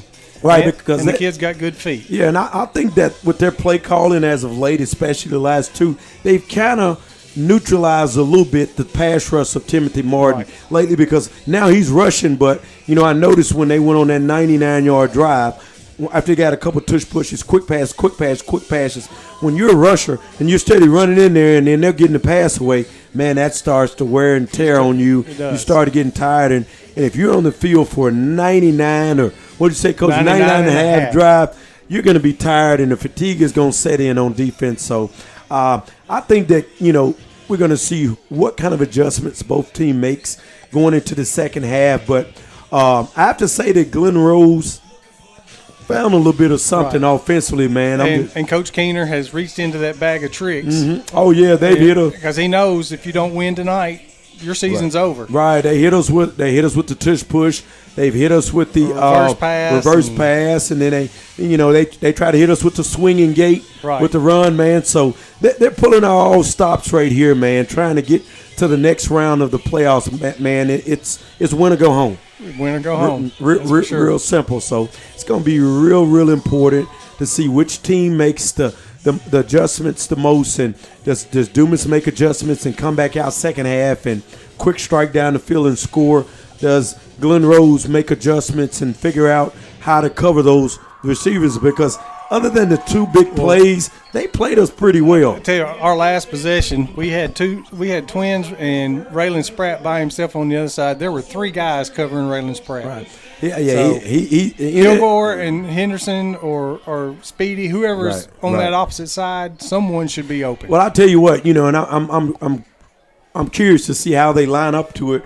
We've yet to see the quads. We saw it early in the game. Yeah, we saw it, but we've yet to see it with Raylan Spratt on the side by himself like we ran it against Camden. We ran it the first play of the game with quads for Raylan as the back man, threw him a quick stand in, and they covered it pretty well. But we haven't ran it yet. So maybe Coach Lovelady and the staff said we're going to save it for second half, so that you don't want them to go in and they're figuring out how to adjust to it. So I'm sure that we're going to see the quads in the second half with Raylan Spratt on a single receiver side by itself, because it was so effective last week. So kind of surprising we haven't seen it, but at the same time, I kind of understand because, you know, you don't want to show some of that stuff into the second half because one thing about coaching in half times and third quarters and stuff like that, as a coach, and you attest to this from your experience, Coach McGraw, when you see something in the first half, it's much easier to go in halftime and adjust on the board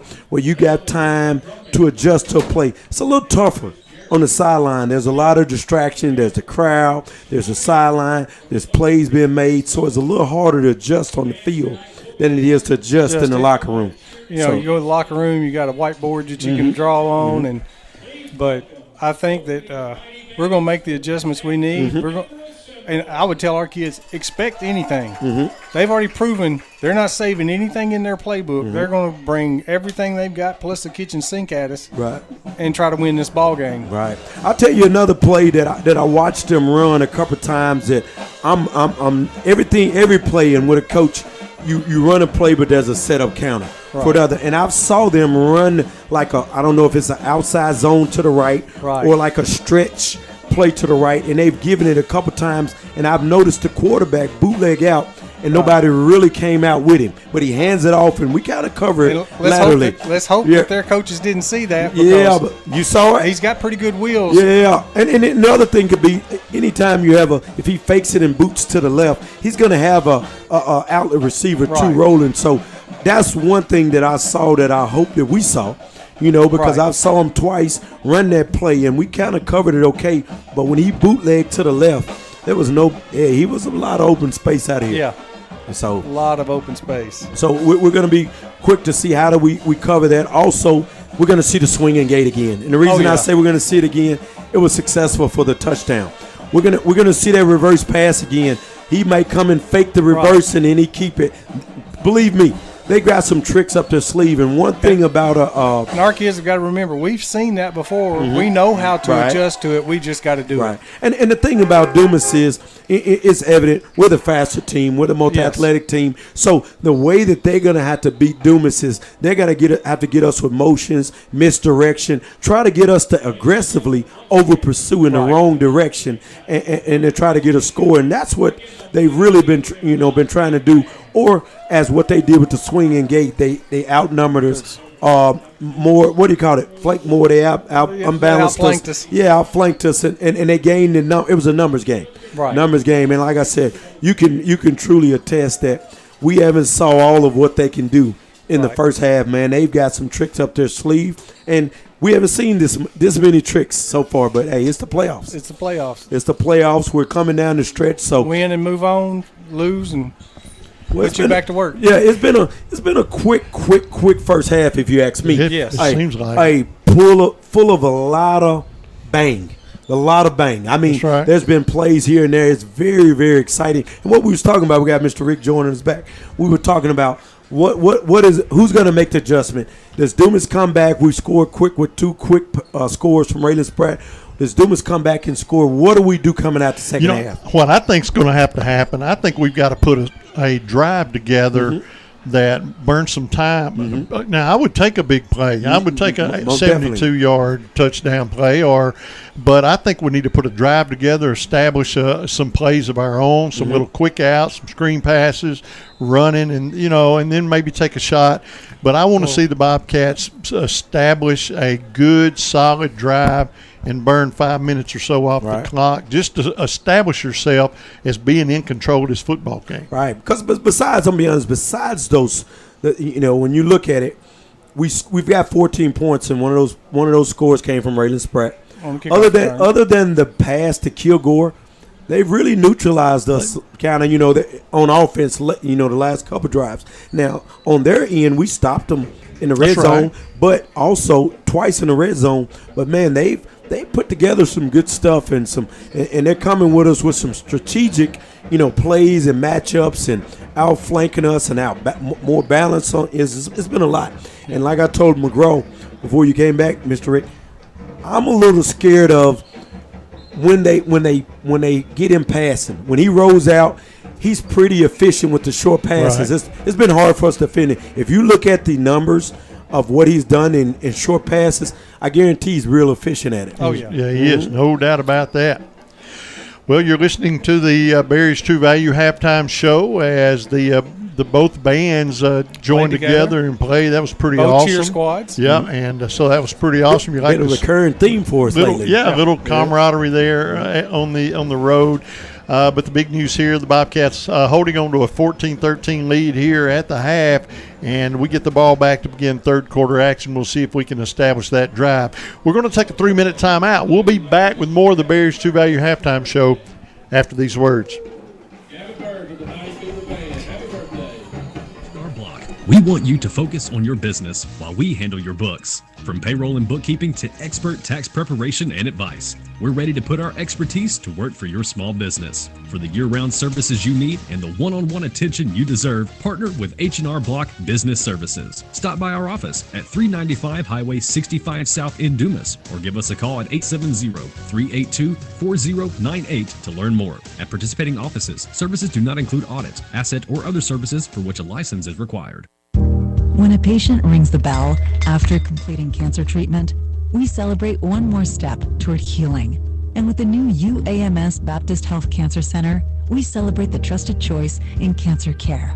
The two greatest healthcare forces in Arkansas have come together to deliver second-to-none treatments with the latest technology, all in celebration of you. Learn more at baptist-healthcancercenter.com. Baptist Health, for you, for life. Dumas Seed Cleaners is your hunting destination. Find all you need at Dumas Seed Cleaners, like food plot materials, rice bran, wildlife corn, and wheat seed. New deer feeders, trail cameras, and accessories are also available. Before you hit the woods this season, stop by Dumas Seed Cleaners, 115 East Choctaw in Dumas. Call 870-382-5243 and follow them at Dumas Seed Cleaners Inc. on Facebook. Dumas Seed Cleaners, serving Southeast Arkansas for over 45 years and a proud family-owned business in the heart of Dumas. For over 70 years, we at the Electric Cooperatives of Arkansas have had our game face on. Our passion for delivering reliable, affordable power to every corner of Arkansas is stronger than ever. And with 17 electric distribution cooperatives, we cover more than 60% of Arkansas. That's power to more than 500,000 homes, farms, businesses, winter, spring, summer, and cool fall football Friday nights. The Electric Cooperatives of Arkansas, powering the thrill of Friday night lights. Are you tired of feeling like just another number? At First Natural State Bank, we believe banking should be personal. For 50 years, we've been proud to serve the Shea County, where our decisions are made by people you know, not by some distant corporate office. That's what we call banking the natural way. Whether you're around the corner or miles away, we're here for you. Visit any of our 3 convenient locations. Give us a call at 870-222-3880 or connect with us online at fnsbank.com. You can even find us on Facebook. Just search FNS Bank. First Natural State Bank, celebrating 50 years of community first banking. Member FDIC. Your business is up against a lot of things these days. Inflation cost, workforce issues, federal overreach. The list of things keeping you up at night keeps getting longer. The Arkansas State Chamber Associated Industries of Arkansas is here to help. We are constantly working to improve the business climate and make Arkansas as competitive as possible. The Arkansas State Chamber Associated Industries of Arkansas works tirelessly for your business so you can rest easy. Join us today. And you are listening to live Dumas Bobcat football on Country 106.9 KXFV, 106.9 FM, and our YouTube feed, EAB Sports Network. And we do want to welcome you back to the Barry's True Value halftime show. Coach McGraw's got a little grin on his face, so we're going to get this figured out. I tell you what, halftime scored, Fordyce 14, Jessyville 8. One that shocks me a little bit but doesn't shock me, Rivercrest 30, Rising 6. Oh, wow. Half. I figured that'd be closer. I did too. Boonville 28, Mayflower 13 at the half, Osceola 37, Charleston 7. And Mansfield 14, Newport 8. And that's the only scores I've got other than our game. So there's 2 more scores out there that aren't posted.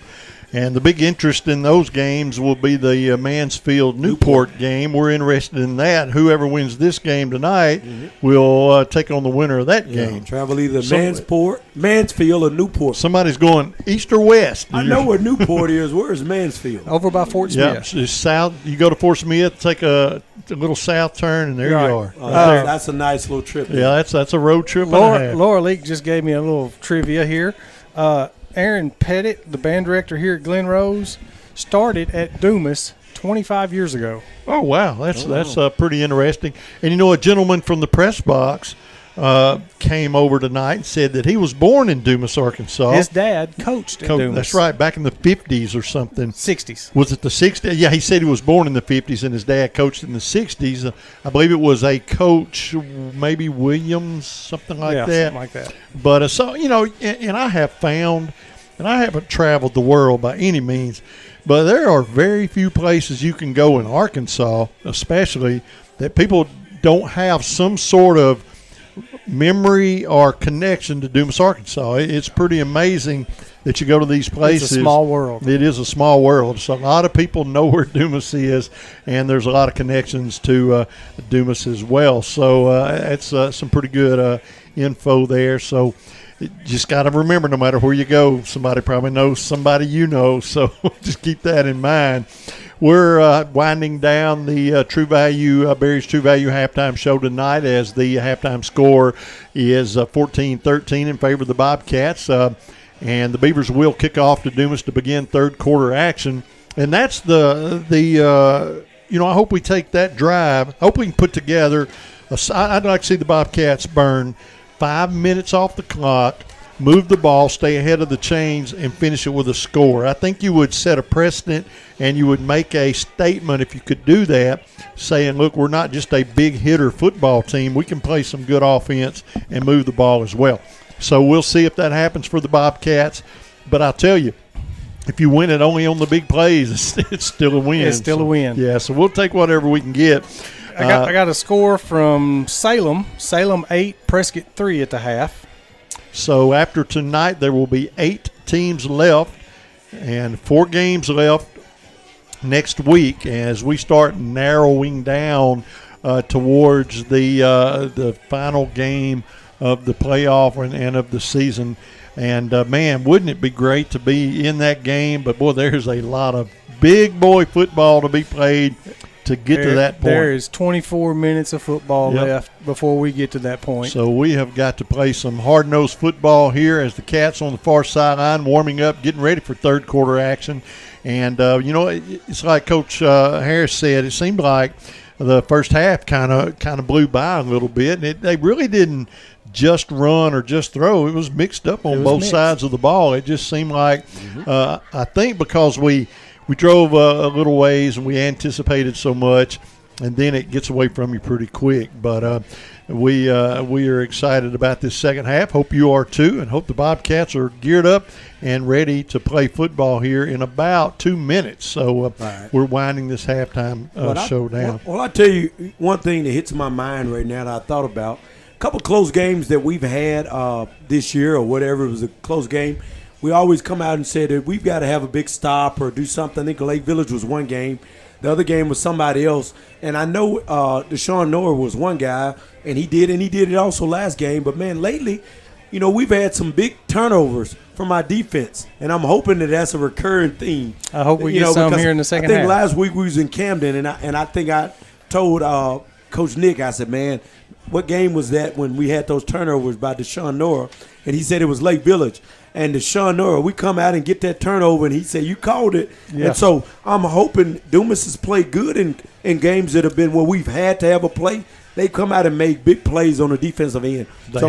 So I'm hoping that, you know, that happens tonight and that, you know, we can come out and win this ball game and be hitting the Mansfield and Newport. Absolutely. You know, and we saw it tonight where on 2 drives that I can remember that the Beavers moved the ball. I mean, they moved the ball all the way down to the field to get to the red zone, and we put a stop on them twice. Right. So our red zone defense has stepped up in this game tonight.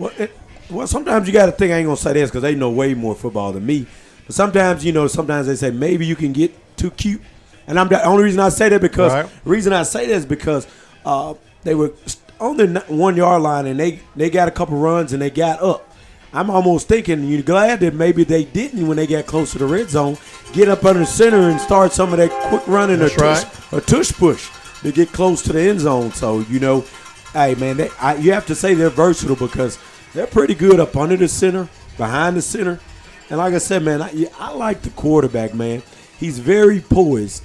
at making plays. And I think that what we got to do is Timothy Martin and Marion Grant and Javion Baker, those guys have got to get some pressure on the quarterback and make this sophomore quarterback make a mistake, because right now he hasn't played like a sophomore. That's right. And you know what else we've seen from their quarterback? He throws decent under duress. And that's one thing I've always liked to see a team do, is make the quarterback throw under pressure, and you kind of get a guide of what he can do when he's under duress. Well, this quarterback so far has been pretty salty, and he has thrown well under pressure, but I think you just got to keep the pressure on him. You've got to make him make a mistake, and you've got to keep the pressure on that young man. He's going to be around for a while, too. Right, he's a sophomore. Just a sophomore. Yeah, and with this new age of the way that the spreads and all that, normally the quarterbacks that are more successful are those ones that can do a threat. That's right. They can run and throw, and you know, we faced Big Cadillac and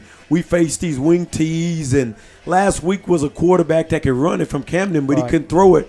This is probably one of the better running and throwing quarterbacks that could throw and run and that we faced, unless I'm missing somebody. And you know Coach Keener's got to be happy that he knows he's going to have him 2 more years. Oh, yeah, absolutely. Man, I'd be ecstatic. And, you know, in the coaching philosophy, by this time of year, you're not a sophomore anymore. Yeah, that's you're true. a junior. That's true. You're out of the sophomore season. Yeah, you're out of that. Yeah, so I see and how then that running works. back 22 is a junior, but that other running back 33 is a senior. So, you know, to have a running back and quarterback coming back is pretty good stuff. That's right, no doubt about it. And about half their offensive line's coming back, I believe. So they're going to be. That's some seniors. Yeah, they're coming back. Two of them are sophomores. So you got a junior and 2 sophomores. Man, that's good.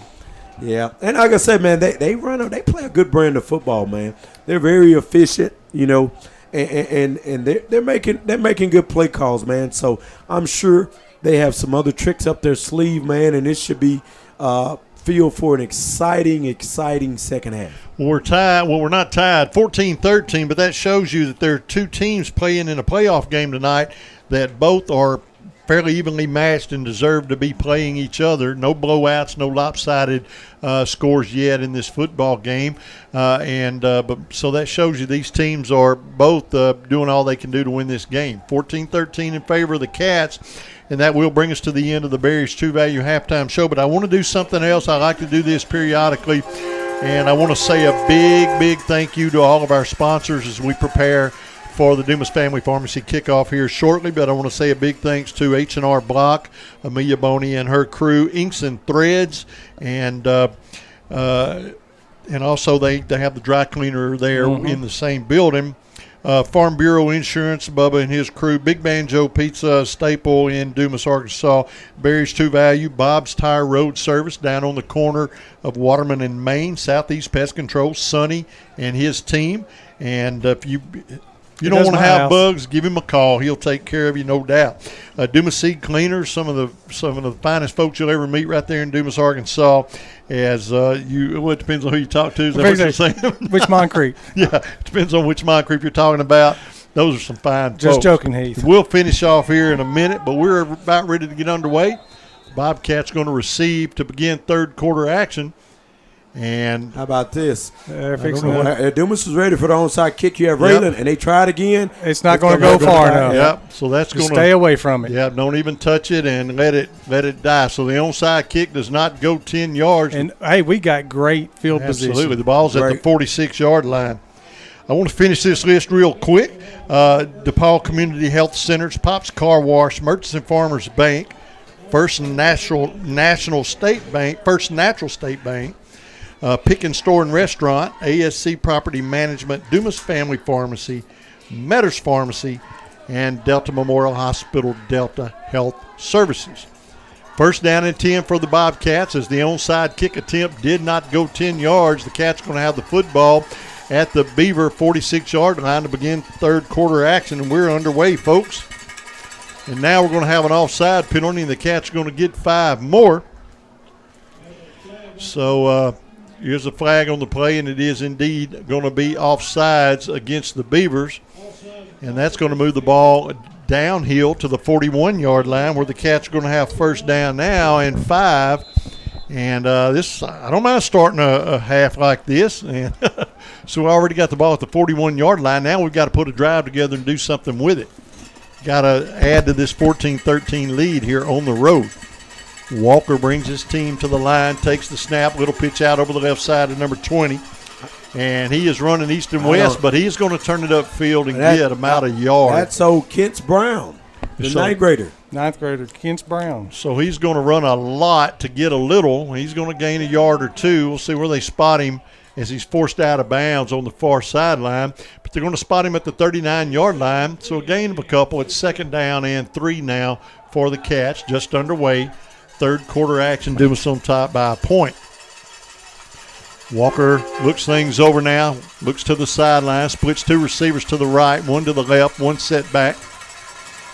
Takes a snap. He is going to throw screen pass complete over the far sideline. We're going to see if they say he caught it, and indeed he did, and it's going to be a 1st down and 10. I believe that was complete that time to Spratt. So, and Rayland held his toes in bounds long enough to bring that ball in. All he needed to do, get that 1st down, and out of bounds he goes. But it's 1st down and 10. Good field position now at the 33-yard line for the Dumas Bobcats. Walker tries to hard count the Beavers. 11-13 left to go here in the third quarter. Walker takes a snap. He's going to hand off out of the backfield, and he is going to find. Brown is running that ball as a freshman out there, man. So the freshman Brown is going to move the ball inside the 30. We'll see where they mark him officially. Gain of 5, 2nd and 5. Flashbacks to KP. Yeah, KP. Anybody wants to know, that's Kylan James' younger brother out there running the football as a freshman in a big-time playoff game like this. Absolutely. That's big news. 2nd down and 5 for the Cats. Quarterback is going to throw. He's wide open. Got a receiver in the end zone. Touchdown, Dumas Bobcats. And, boy, what a throw and catch. By Rayland and Spratt is into the end zone for the touchdown, and the Bobcats pull out to a 20-13 lead. And I look for us to go for 2 here. And we'll see what the Bobcats do. Now, they're going to go for the point after. That's right. It's a little early to go for 2. Yeah, that's true. They need to go for the point after. So, big touchdown play there. Kilgore will be the holder. As we see the kicker, Ramirez, await the hold. And his kick is up, and it splits the uprights good. So, with 10:38, the Bobcats strike fast and pull out to a 21-13 lead over the Beavers. And gave you that drive you were wanting. They put together a pretty good drive. They came out and responded. That was a great throw. And, man, if you throw think about it. Man, you put it out there, Spratt's going to go get it. If he can get his hands on it, he's going to catch it. And he's going to usually create separation. And I got to say something about Walker. I noticed he was under a lot of pressure that time, but he kept his cool. He knew he was going to take a hit, and he aired that ball out, and he put it on the spot, and that was a big touchdown play there, and that has quietened this crowd down somewhat. So now the Bobcat defense, they have an absolute simple job. They've got to come out here and make a big stop. They've got to let this momentum swing work for them, and they've got to make a stop, get this ball back. Do not let this team score. You've stopped them a couple of times. You know you can do it. So you may bend, but do not break on this drive. The Bobcats are ready to kick the ball away. This kickoff brought to you by Dumas Family Pharmacy and Miss Cheryl and crew right there on Highway 65. And, boy, she's about to outgrow that place already. She is. And we owe her one more because I didn't know anything about that. I just kept talking. Oh, excuse So we owe her one about more. the kickoff? Yeah, about the kickoff. All right, Cheryl, we're just going to throw that other kickoff was brought to you as well by Dumas Family Pharmacy. And you're welcome, Miss Cheryl. There you go. We got you covered. 10:38 left to go in the third quarter, and we kick the ball away with a 21-13 lead. It is going to be an end-over-end kick short, taking it to 18, moves up to the 20, crosses the 30, and hauled down at the 32-yard line where the Beavers now will take over 1st down and 10. So we got a back-and-forth football game. Now you want to be the team that makes the big stop. And, don't let them get back in this game. You want to make a big stop here. So, and I know everybody's thinking, well, of course you want to make a big stop, but it's something that the Bobcats are going to have to dig deep and figure out a way to do because these Beavers have moved the ball fairly well against Dumas. So 1st down and 10 now for the Beavers. Sophomore quarterback brings his team to set. He wears number 4, Gage Hood. Takes a snap. He's going to hand off out of the backfield, and down he goes. And that's going to be a face mask big time. Yeah. And that's a mistake you just can't make. And that's going to be the 15-yard type, so that's going to give them not only a first down, but that's going to give them the football over the 45-yard line of the Dumas Bobcats. So it is going to be a big-time personal foul penalty there against Dumas. So now we're going to give them really, really great field position. They should move the ball close to midfield. Yeah, they're going to get up there close to midfield. They're going to mark it around the 49-yard line, so about as close as you can get. 10-26, boy, that was a mistake there by the Bobcats we didn't need. They've got a short field now, 51 yards to go for the Beavers. But the Bobcats, you just got to make the stops. You got to make a stop here and a stop there and get this football back for your offense. One man goes into motion. Quarterback is going to fake the handoff, play action, throws low, incomplete, intended that time for Darren Bodle. And I hope I'm saying that name. I don't know if that's an I or an L, but it looks like Bodle, Bowdle. And so it's going to be incomplete, second down and 10. Stops the clock, 10-10 left to go here in the third quarter. Cats have pulled out to a 21-13 lead here in this game. So second down and 10. Bodle goes into motion. And the quarterback's going to keep, and he's going to run over right tackle. Gets midfield, maybe the 49. They're going to show him midfield, so a gain of a yard. It's going to be third down and 9. So the Bobcats now play him with a little passion, and part of that is because they picked up some momentum. But I think they are realizing now what's at stake, and this is one of those Coach McGraw things. You can sleep all day tomorrow, but tonight you got to leave it all out on the football field. Y'all may sleep. Yeah. Man, where are you going tomorrow? Well, He's going to Bergman. I drove the girls up, so as soon as this game is over, I'm headed to Harrison on the bus. Oh, my driving the basketball girls. Oh, wow. Yeah. Quarterback drops back looking to throw. Is that a hold? Should be a hold. We're going to get a holding penalty. It's going to be a holding penalty. Maybe decline. Yeah, it'll be third down and 9. You've got to make a decision here. Do you want to give them that down back, or do you want to just take this third and long? And I'm thinking I want to take the yards. I want to back them up. I want to back them up. I would rather give them that down back and back them up. I've watched them get in the big boy package, and they can get that 9 yards in 2 plays. In 2 plays, that's right. So we're going to see what the Bobcats are going to do with this flag. It is a holding penalty, and Coach Lovelady's trying to decide exactly how to handle this. So it is holding decline. So he's going to take the third and long. Actually, it's fourth and long. That changes things. I didn't realize it was fourth down. Yeah, that's why I said I was figuring decline. Well, they didn't flip the down marker, and I didn't look at the scoreboard, and that is on me, my bad. So that makes all the. Yeah, that's why I was saying, man, that'll decline now. So I want a bad snap right here. Yeah, so that makes.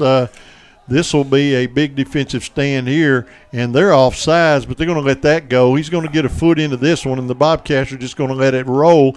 It takes a decent Bobcat east and west bounce, and it's going to be down at the 20-yard line. So not the worst field position for the Cats, as they're going to have a first down and 10. Big news is we've scored a touchdown in the third quarter, and we've held them on their drive. So that is big news.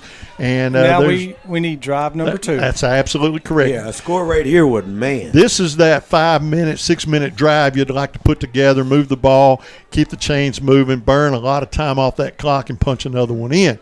We'll see what happens here. First down and 10 from the 20-yard line for the Dumas Bobcats. They're pressuring.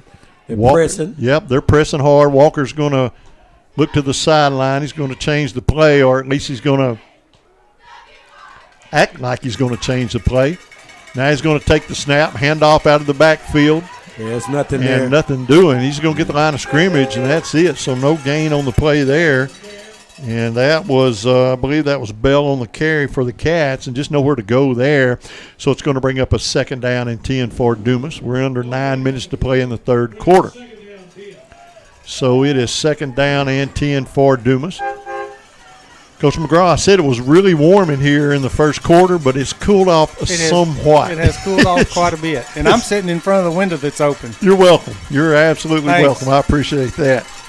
Take one for the team. There you go. Take one on the chin, brother. Second down and 10 now for the Cats. Walker is going to play action, takes the they're handoff, and he's going to throw into double that's coverage. short. And he's going to throw a pick. Yeah, it was short. And that was double coverage, and that was not a wise throw. No. And that is going to be a pick. I believe that was There's a flag down in the backfield, though. So it is going to be against the Cats.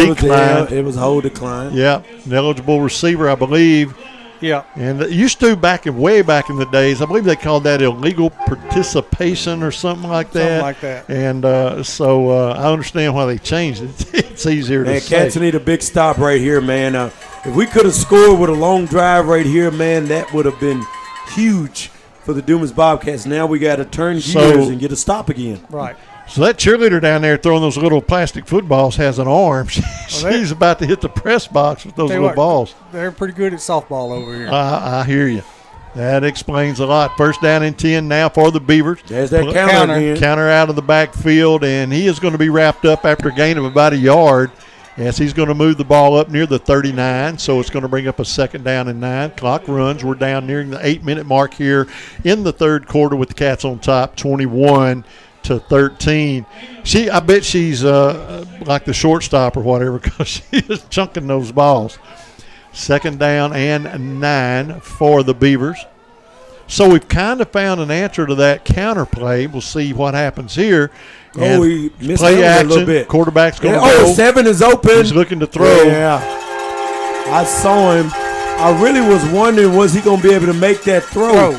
Yeah. Man, he making that I'm throw telling on you, the run, man. Well, this kid here throws well under duress. We've seen many times when you put that much pressure on a quarterback, he throws errant. Man, that deep crossing route across there, man, is open. But Gage Hood is putting the ball on the money.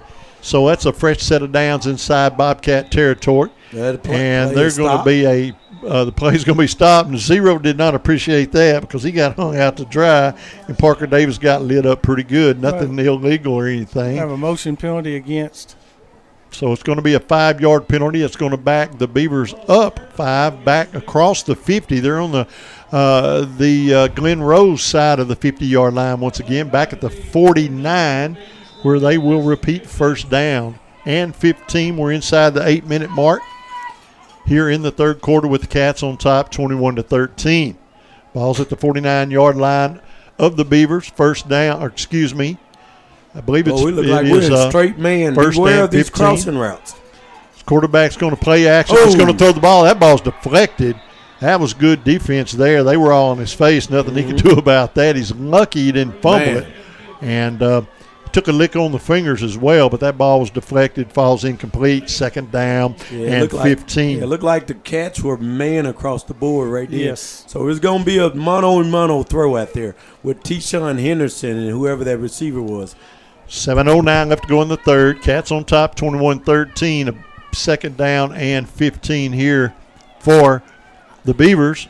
And I don't think even if they don't get it all, I think they get half of it. They're going probably for it. So. Oh, there's empty backfield. He's going to throw. It's a pick. Interception. It's up to the 40, the 45. He's at midfield and goes down at the 50-yard line, and that's number 2 on the interception. Speedy Dale. And Speedy Dale has just redeemed himself on that onside kick situation by picking that ball off and returning it up. They're going to mark him at the 49, but hey, that was a big interception. Man, this has been all Dumas in this third quarter so far. The Bobcat. Now we're under 7 minutes. Here's a good time for my 5-minute drive I've been calling for. Right. So the ball's at the 49-yard line of the Bobcats, first down and 10 after the Dale interception. Now we see the Bobcats back in action, working off the near hash mark. Walker's going to hand off to number 11, and he's going to get the line of scrimmage. Just nothing doing there, and it just looked like that play was a little lethargic, kind of slow to develop, and they just didn't snap and jump off the ball as fast as you thought they would. He does move the ball up to the midfield stripe, so he is going to gain a yard with 6:37. Second down and 9 now for the Cats from midfield. We see Henderson in the slot. We see the wide out on the right side is Kilgore. The Bobcats are working near the near hash mark here. No wide outs on the left side, which would be the wide side of the field. Empty set. Quarterback's going to hand off. Spratt's in a jet sweep. He is going to fight for a couple. Moves the ball across midfield, hauled down at the 49. We ran into the boundary. You almost like to see Spratt with a jet sweep with a lot of field over there. Yeah, I like that strong side over there. Yeah, I think he can make something happen. You give him some open space. But it's going to bring up a 3rd down and long for the Cats now. Yeah, you don't want to go 7. You don't want to get stopped quick right here and give the ball back to Glen Rose right here. You want to fight for this 7 yards here. As it is 3rd down and long. Trip split to the left side, 1 wide out to the right. And now we're going to have to get a player off the field. We had too many men on the field. Thank goodness we didn't come to set. Walker looks to the sideline. He's got to watch the snap clock, and he's going to lose it. And I don't know why they didn't snap the football. The coach called a timeout, I hope, because they were losing the play clock. And it is indeed a timeout for the Dumas Bobcats. Now the ball spotted at the 48-yard line of Glen Rose, and it is 3rd down and 7 for the Dumas Bobcats. And they couldn't get the play off. They're working on the near hash mark, and I'm like you. I'd love to see them put one of their speedsters out there in that boundary on that wide side of the field where he's got some running room and can make some big things happen, because you just run out of football field if you're coming this way. That sideline sneaks up on you quick. So Coach Lovelady and crew have to call a timeout to work this out. That's the first one of the half. And I'm telling you, he's telling them, you got to get to the line and get set. When we're looking back for the play, if you're not already set, it takes time. Then you got to move to get set. That's right. So he'll get them all straightened out, maybe call a play or two as well, try to come up with a game plan here to get this 3rd down and 7 for a 1st down. Now, I would think if you get half of this, you will move the ball inside the 45. I would be thinking 4 downs. We'll see what happens. I hope we don't have to make that decision. I'm hoping for 7.5 yards let's get right 7.5 right here. The Bobcats come to set. Walker drops back. He wants to throw, and now he is going to throw, and it is going to be caught. And I cannot believe he caught that football. He's gone. Spratt's in the play. He's at the 15. Hey, that dude there is electric, man. Touchdown, Raylan Spratt. Hey, he makes nothing How out of in something, the man. world did the quarterback Walker get that pass off? He slanted off with a sidearm like Mahomes. He literally threw it around that defender's helmet. He couldn't throw it over him. He was in his face, and he threw the ball around his helmet. Once Spratt got into the open field, he was able to crank it up, turn it on, and he's into the end zone touchdown. And Raylan Spratt has accounted for 3 touchdowns tonight. 2 on receiving and 1 on a kickoff, man. That guy's dangerous. He is dangerous. We await the point after attempt by Ramirez, and it's going to be blocked. It's not returnable. But that's going to leave the score 27-13.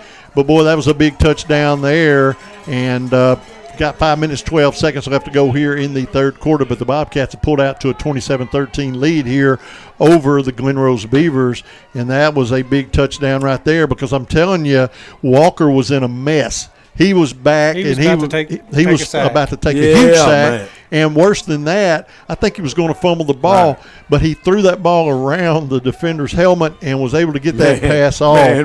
Raylan Spratt is a – man, he's a talent, man. And a fingertip catch. Bro, he's a talent. And a touchdown. And I'll say that because he's played for me, and he's tough, man. I'm going to tell you, he makes coaching easy. I'm going to tell you that, man. He makes a coach's job much easier. Man, he has 3 touchdowns for people that's just tuning in. Absolutely. Man, 21. He has 21 of the 27. That's tough. So we await the Dumas Family Pharmacy kickoff. A short kick, end over end, fielded at the 35-yard line. That's where the Beavers will set up shop with 5:12 left to go here in the quarter. So the Bobcats have pulled out to a really decent lead here, but you got to keep pouring it on. You can't lighten up, because we've seen what Gage Hood can do with the football and his arm and his scrambling. And, he's not a huge kid. He's only a sophomore. He's listed at 6 foot, about 150. And I bet you in a couple of years he'll be around the 180 mark or something like that. But he is having a good game tonight. He's going to hand off out of the backfield, just a play straight up the middle, and they're going to move the ball up near the 38-yard line. That's a gain of 2, And that's a gain of 2. It's going to bring up 2nd down and 8 now for the Beavers. Clock runs. We're inside the 5-minute mark here in the third quarter. It's pretty much been all Dumas here in the third, and we can't let up. The Bobcat defense needs to tighten up a little more right here, make another big stop. You got to dig as deep as you can and find anything you have left here in this game tonight. Quarterback takes a snap, drops back. Tim Martin, he almost tackled him. And they're not going to call that tonight. He tackled Tim Martin in the backfield. They're not going to call a holding on that. And that is a big look at the ref completion. explaining to him. Man, he tackled him in the backfield, man. So he moves the ball. Weston Stanley on the reception, and they've got the ball spotted at the 40-yard line of the Bobcats with a fresh set of downs inside the 4:29 mark here in the third quarter. 1st down and 10. For Hood and crew. 1 wide out, 1 man in motion. And now we're going to have stoppage of play. And it may be a equipment issue, and I believe that's what it is. We got a player down. The Bobcats have a player down on one knee. That's Javion Baker right now. Yeah, and Baker just went down on, and I think it was an equipment issue. I think he's just down there taking a breather. I think we had stoppage of play for an equipment issue. Quarterback's going to hand off to the running back, and he is going to fight his way across near the 36-yard line. So that's going to be a gain of about 4-3. It's going to bring up 2nd down and 7. 3:50 clock runs here in the third quarter. Cats on top, 27-13. So Glen Rose kind of taking their time, and that's good for us. As much time as we can get off that clock, that is wonderful for the Cats. So Hood looks things over, puts a man in motion, and he is going to fake the handoff, and he's going to keep, and he is going to spread it out. Marion's going to catch and they're going to pursue him if they can make a tackle, and they indeed do. And he is going to lose a yard or 2. Yeah, Grant is fast, man. I knew Grant was going to get out there. He's an athlete. So East and West running there for the quarterback, nothing doing, and it's going to bring up a 3rd down and 9 now with 3:12. Now this is huge right here. They're obviously in 2-down territory, but man, we made a stop in this similar situation a while ago and actually dropped him for a loss. And right here, we just need to make a big stop. Don't let him gain over a yard or 2. And we need to get a good stop here. Get this and ball. This is 4-down territory, no down doubt. 2 scores. So now we see the quarterback dropping back, looking to throw. He's got all day. Now he's going to be and he dropped it. And he just, the receiver just dropped the ball. Did us a favor there. He did, because that was going to be 1st and 10. And that was a lot of good field position given up right there as Cruz Gayton could not come down with that catch. And now it's 4th down and 9 with 2:45. So this is a big stand here. The Bobcats have a golden opportunity here to get this football back. But the coach for the Beavers is going to say, wait a minute, I got to talk this over. He's going to call a timeout. 2:45 left in the third quarter. Timeout on the field, timeout in the press box. We'll be back in 30 seconds. Looking for a charming spot to start your day or savor a hearty lunch? Look no further than Pick and Store and Restaurant. Start your Saturday mornings with mouth-watering breakfast selections like crispy bacon, fluffy pancakes, and delicious biscuits and gravy. They even have chocolate gravy. If you're there for lunch, check out Pickin's fresh-raised beef burgers, sandwiches, and salads. Plate lunches are available Monday through Friday, and find all your favorites like meatloaf, fried catfish, and smoked chicken. Be sure to leave room for their homemade desserts like coconut pie, chocolate pie, bread pudding, and more. Pick and Store and Restaurant, 122 Pickens Road in Pickens. If I can get myself up in the morning, I'm going to Pickens for some chocolate gravy and biscuits. They put on a feed out there at Pickens Restaurant. What time? Let's go. You tell me. I'll get up, man. But if I get up around 6 or 7, I'm probably going to head out that way. And I was out there at lunch, which is pretty much an everyday occurrence as well when I'm home. But that is a sweet, sweet place to go and catch some good food. 4th down and long now after the timeout. The quarterback's dropping back, looking to throw. Had the receiver wide open, and he did not turn around. And he had the defender beat. He had Kilgore beat, but he did not turn around, didn't see the football. And that's going to fall incomplete, and the Cats are going to take over 1st down and 10. Good field position here. Ball's at the 39-yard line with 2:41 left to go here. And a 27-13 lead over the Beavers. This is a big offensive series for the Cats, I feel. I think we can really make a statement here. And as much as Spratt has done in this game, we need to find some way to establish a drive. Now, if he finds him wide open and takes a shot, I'm good with that. Cats are going to hand off out of the backfield. There you go. Breaks a tackle, gets shirt tailed down, but after a gain of about 8, as he moves the ball across the 45 up near the 47-yard line. So a big gain on the play there. And you think the Cats are maybe feeling a little second wind here in this football game? I think they may be. So that's a gain of 9, second down and a yard with 2:17 to go in the third. And so far the Bobcats have owned the third quarter here. And I'll talk a little bit about third quarters here in a little bit. Second down and short now for the Bobcats, exactly where you want to be. Quarterback's going to be content to hand off. Number 3 gets the first down. He's still on his feet, crosses the 45. They're going to mark him down at the 45, but that's a big first down for Bell. I remember last year we hated third quarters for the most part. Coach Harris, I know you remember we used to just falter in the third quarter and fall apart. But, boy, tonight we have owned this quarter, and we got 1:40 left to go, and we have a first down and 10 from the 45-yard line of the Beavers. Walker looks things over. Go ahead, Coach. I was just going to say, when you get up in the playoffs, man, you throw all those records out the window, man. We're 1-0, and it looks like Dumas, Dumas has new life in these playoffs, man, and it's fun to be sitting here and commentating on some playoff football, man. Because that's right. So the freshman, number 20, is going to lose 5 back to midfield. So it's going to bring up a second down and 15. We're inside the 1-minute mark to play here in the third quarter. Cats on top 27-13 as Walker brings his team to the line. Split wide to the right is Kilgore. Got to look for Spratt, man. You see Spratt dropping the slot there. Yeah, Spratt's been dangerous all night. Hey, man. Hey, as dangerous as he's been, I'm just getting him the ball. Empty set. Quarterback, Walker, drops back. He wants to throw. A little screen. And he is going to throw incomplete. And the ball sailed on number 34. It falls incomplete, and it stops the clock with 37 seconds left. And Corey couldn't haul that down. And we really, really, really need another score here. Man, we because do. You don't want to give it back to him, man. You really don't want to give it back to him, man. Third down and long, 15 yards from midfield. So third down and 15. Hey, I'm taking a shot. Kilgore's been good tonight. Spratt's been even better. Man, I'm going at Spratt. I don't care. I'm taking a shot.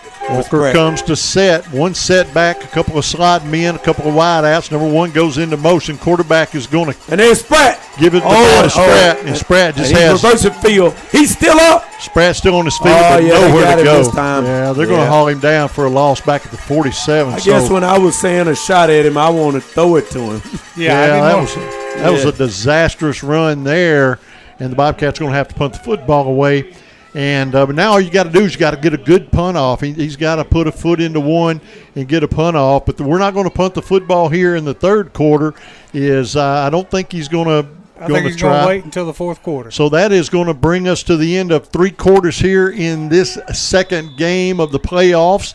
Beaver Stadium in Glen Rose, Arkansas, and it is your Dumas Bobcats on top of the Beavers by a score of 27-13. Cats are on top, and we're going into the fourth quarter. Cats will punt the football away. We'll be back in 30 seconds. When you share the story of your summer vacation, will people lean in or tune out? When you tell them you spent one morning in a 4-story treehouse and that afternoon at the world's largest indoor Tesla coil, you'll have their attention. When you explain that you took your kids on thrill rides and a Sunset Lake cruise in the span of a few hours, they'll be hooked. And when you say you enjoyed a relaxing soak in the city's famous thermal spring water, well, then they'll just be jealous because they didn't go to Hot Springs, Arkansas. For more info, visit hotsprings.org. So we enter fourth quarter action with the Cats on top 27-13. Breaks powered by Barry's True Value. Welcome back. And now in the fourth quarter, trailing a couple of touchdowns, you got to hope that maybe we see the game plan get a little shaken up for Glen Rose. They may not can play their game plan because they're running out of time. Maybe they'll make a mistake if they get in a hurry. Yeah. So we're going to find out what's about to happen as we punt this football away to the Beavers. Punter picks up a low snap, gets a foot under it. It's going to hang forever. Cats have plenty of time to cover that. And once again, a good Bobcat roll inside the 20, and it is going to be out of bounds or marked down around the 16-yard line. So it's going to be first down and 10 for Glen Rose. 11:48, just underway fourth quarter action. And I'm hoping that, those 2 and 3 yard runs is not going to cut it really for Glen Rose as much. And we do know the quarterback can pass, but I'm hoping maybe they try to change their offense a little or hurry their offense up and maybe make a fatal mistake in this game, Yeah, he's thrown that interception. The only thing that scares me is that, man, he's been pretty the only thing that scares me is he's been pretty accurate when he's throwing it. They just drop those passes, man. Yep, that's true. Yeah, so you almost wonder what happens if you get him in a scrambling where he's out and their desperation and now he's making plays, man. I don't think that's good to get him out throwing the ball. Yeah, well, you may be absolutely right. They're going to be content to run the ball on first down. Gains a couple, second down that's and in our 8. Yeah, that's in our favor. Yep, so second down and 8. Clock runs. Quarterback puts one man into motion. Takes a snap, and he is going to drop back looking to throw. And he's wide open. And boy, he had a receiver there's that in scene. The flats. You can't miss the tackle, Kilgore. And he's been open. That guy running across has been open all game. Yep. And the quarterback hit him in stride there, and he's going to move the ball to midfield. Yeah. First down and 10 now for the Beavers. So first down and 10, 11 minutes. We've burned a minute off the clock already. And I'm watching that clock, man. I want that time running. So first down and 10 from midfield. Gage Hood puts a man in motion, takes a snap, and he is going to hand off in the backfield to number 23, and he's going down after a gain of a yard or so. He crosses midfield to the 49, so a gain of 1, second down and 9. So second down and 9 now for Glen Rose. Cats on top, 27-13. So you think about that like you feel comfortable with a 2-touchdown lead, but not in this football game. No. You cannot feel comfortable till this game is over. Quarterback on second and long, and it's a little counter play, and they're going to haul him down at the line of scrimmage. So he goes down. That's going to be third down and 9. They're going to haul him down at the line of scrimmage. And another piece of news, they just burned another minute off that clock. So we're down to 10 minutes, and that clock is running. Ball's at the 49-yard line of the Bobcats, third down and 9 for Gage Hood and his team as he hustles to get his 12th man off the field. Hood is going to try to get the Cats to jump. They almost did. Nothing doing there, so know what to expect. Hood, boy, a long time to get this play underway, and he is going to take the snap. It's going to be there's going to be a procedure penalty there, as everybody left, but the center didn't snap the football. Yeah, and the thing about this is, man, you got to like that they're wanting to run that ball because I'm telling you, he's quite dangerous when he throws the ball, man. So he is throwing the ball well. After completing that pass to number 7 to come back and run it those couple times, you got to thank Glen Rose. Happy that they're doing that. Yep. It's going to move the ball back to the Glen Rose 46, and we just burned another minute off that clock. I know you may get tired of hearing it, but that's big news. Quarterback's going to throw. He's got receivers everywhere. Good play. And he is going to fall incomplete. And that was just a good defensive play there. And it is going to bring up a fourth down and long. And it looks like Glen Rose, I don't know what they're going to do. They've still got plenty of time. They're going to punt the football away to the Dumas Bobcats. So that was a big stand for the Cats. So a big stand there, big defensive stand for the Bobcats. And with 8 minutes, 57 seconds left to play in the fourth quarter, the Cats should get this football back if we don't make a big mistake or something. So the Bobcats should get this football back. And the snapper's running on the field late. Yeah, that's the man that's got to be out to the snapper's late to the dance. He's got to be there. But he is there now, and they're going to get this punt away. Didn't touch the kicker. I like it. And, boy, what a punt. And he is going to drive the Cats back to the 10-yard line. That's where the Cats will take over first down and 10. If the Cats can just have a drive and burn time, man, we're headed to the next round. You burn 5 minutes off this clock on this drive, and you have done a big job here. You really you need to score, but if you can burn 5 minutes on this drive, keep the chains moving, you have really put Glen Rose in a bad situation. So it's just about moving the chains. But as always, I'll take that 90-yard touchdown. Now, what you don't want to do back here at the 10-yard line is make a big mistake. You don't want to fumble the football. No turnovers. You got to play clean football back here. You don't have to be real conservative, but you got to be careful. So it is first down and 10 for the Cats. Ball's at their own 10-yard line. Quarterback is going to hand off out of the backfield. Finds a block that time. Moves the ball up to the 15. So, if you can get you 4 or 5 on first down when you're that deep in your own territory, you'll take that all day. They're going to say a gain of 4 up to the 14-yard line, second down and 6. But that gives you a little breathing room, and that keeps the clock running if you can run the ball successfully. So we are inside the 8.5-minute mark as Walker looks things over. And he's going to put a man in motion. Now we're going to have a flag on the play, and we're going to back them up 5 yards. So the Cat's going to be backed up again. So, we gain 5. We gain 5. We lose 5. So it's going to be a 5-yard penalty against the Cats. And that's going to move us back to the 9-yard line. So they're going to repeat the down. It's going to be second down and 11 for the Dumas Bobcats. So second down and 11. We're near the 8-minute mark here in the fourth quarter. Now we've got stoppage of play, and this is an official stoppage of play. And there's going to be a flag, and I don't know what that was all about. They're going to say Dumas has 12 men on the field. So the Cats had 13 men on the field. They got one of them off, didn't get the other one off. And so now that is a bad deal. That changes things there. Now we're back at the 4-yard line. Yeah, you don't want to make a mistake here, and you don't want to give Mansfield good field position. Wow. Get the ball back to score This quick. is huge. Second down now. Glen Rose. And we're in. They're going to hand it off. Hand it off. You've got to hand it off here. And you're inside the 5-yard line. We're inside the 8-minute mark, 7:47. I wish they wouldn't blow that horn when they're down there trying to concentrate. Oh, what a run. Gets into the secondary, and he's going to get the first down. It's a foot race. He's at the 40, and he's going down there. That's a huge run for the Cats, man. Honk that horn some more, fellas. Number 11, Rashad Moore, blast out of the backfield when the Cats were backed up in a really bad situation. Yeah, that might. What a run, man. From the almost done it to the 41. Moves the ball to the 41-yard line, first down and 10. I'm not real good math, but I think that's 37-yard run. Close enough for me. You just need like a C to pass the class, so that's close enough. 7:22, clock runs, first down and 10 for the Cats.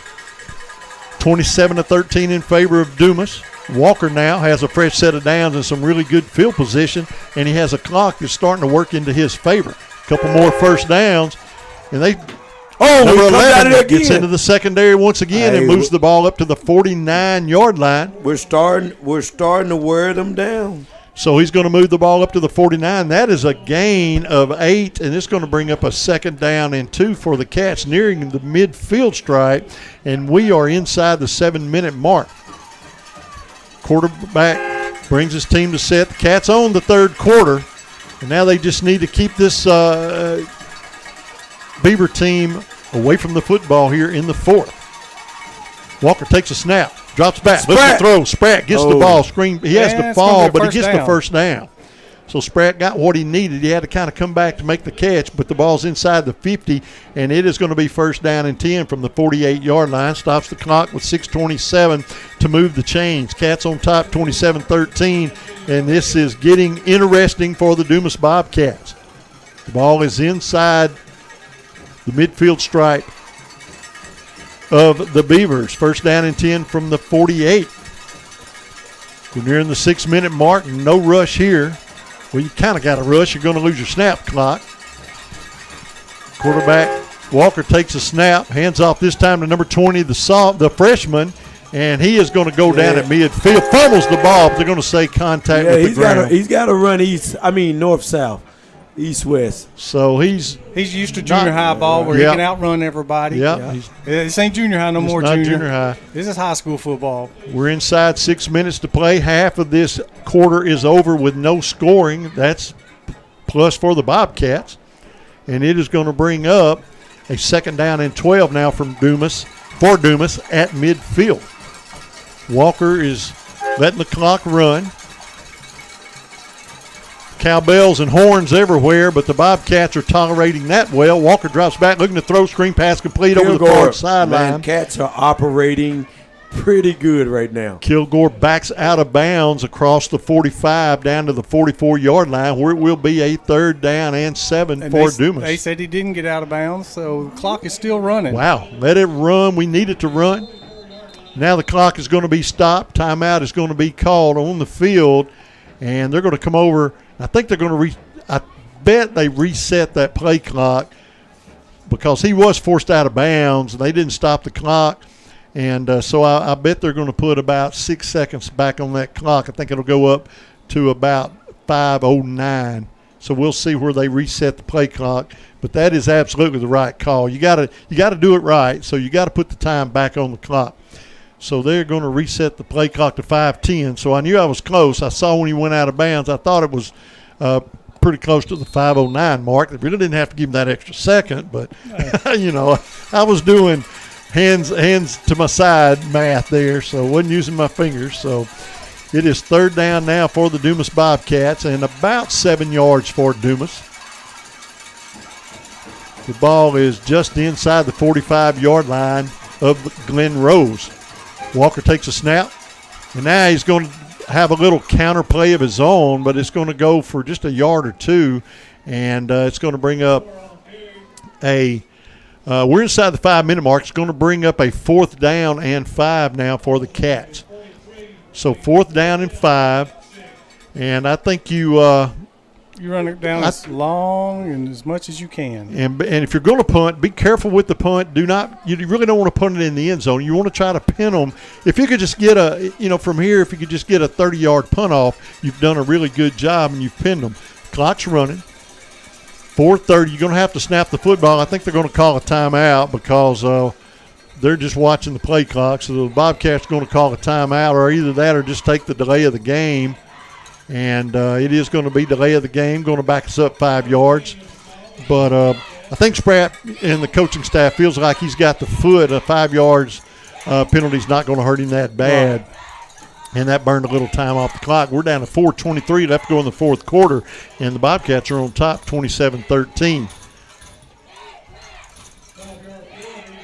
So this is a 2-touchdown, 14-point game as the Bobcats are on top 27-13. So now the Cats are going to once again line up to punt the ball away. We'll see Spratt standing around his own 39-yard line awaiting the snap.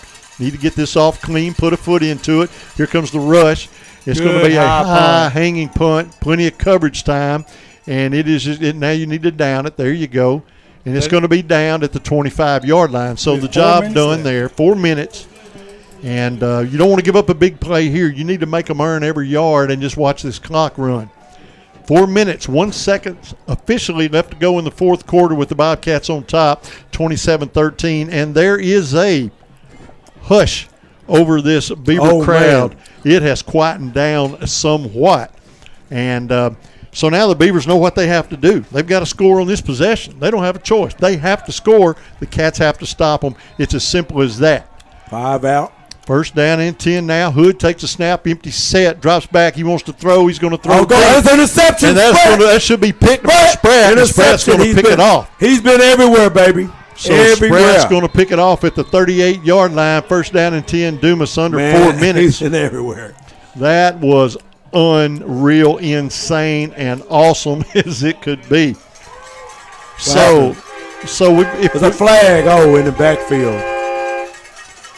Did they get the kicker? I mean, the quarterback? I was afraid they roughed the passer. So, but that's going to, that's what it is. But that was man, what a play there by Spratt. So now you just got to saddle up and do it again. That's simple as that. You're inside the 4-minute mark. And does anybody have any questions as to a nominee for player of the game tonight? It's not even close, man. Anybody want to put some names in a basket? 1, 2, 3, 4, 5. Yeah, there you go. So a fresh set of downs after the penalty.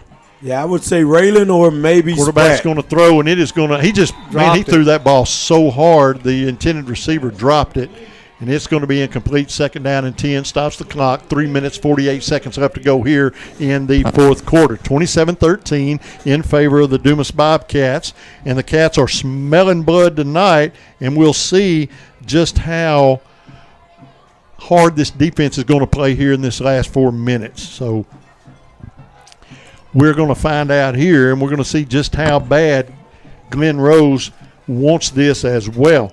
I know Gage Hood wants it. He's going to play hard. Puts one man into motion, empty set otherwise, drops back looking to throw. Now the pressure zone. He gets away from the pressure, and that's danger when he gets away from the pressure, and he's going to throw complete over the 45 down near the 42-yard line.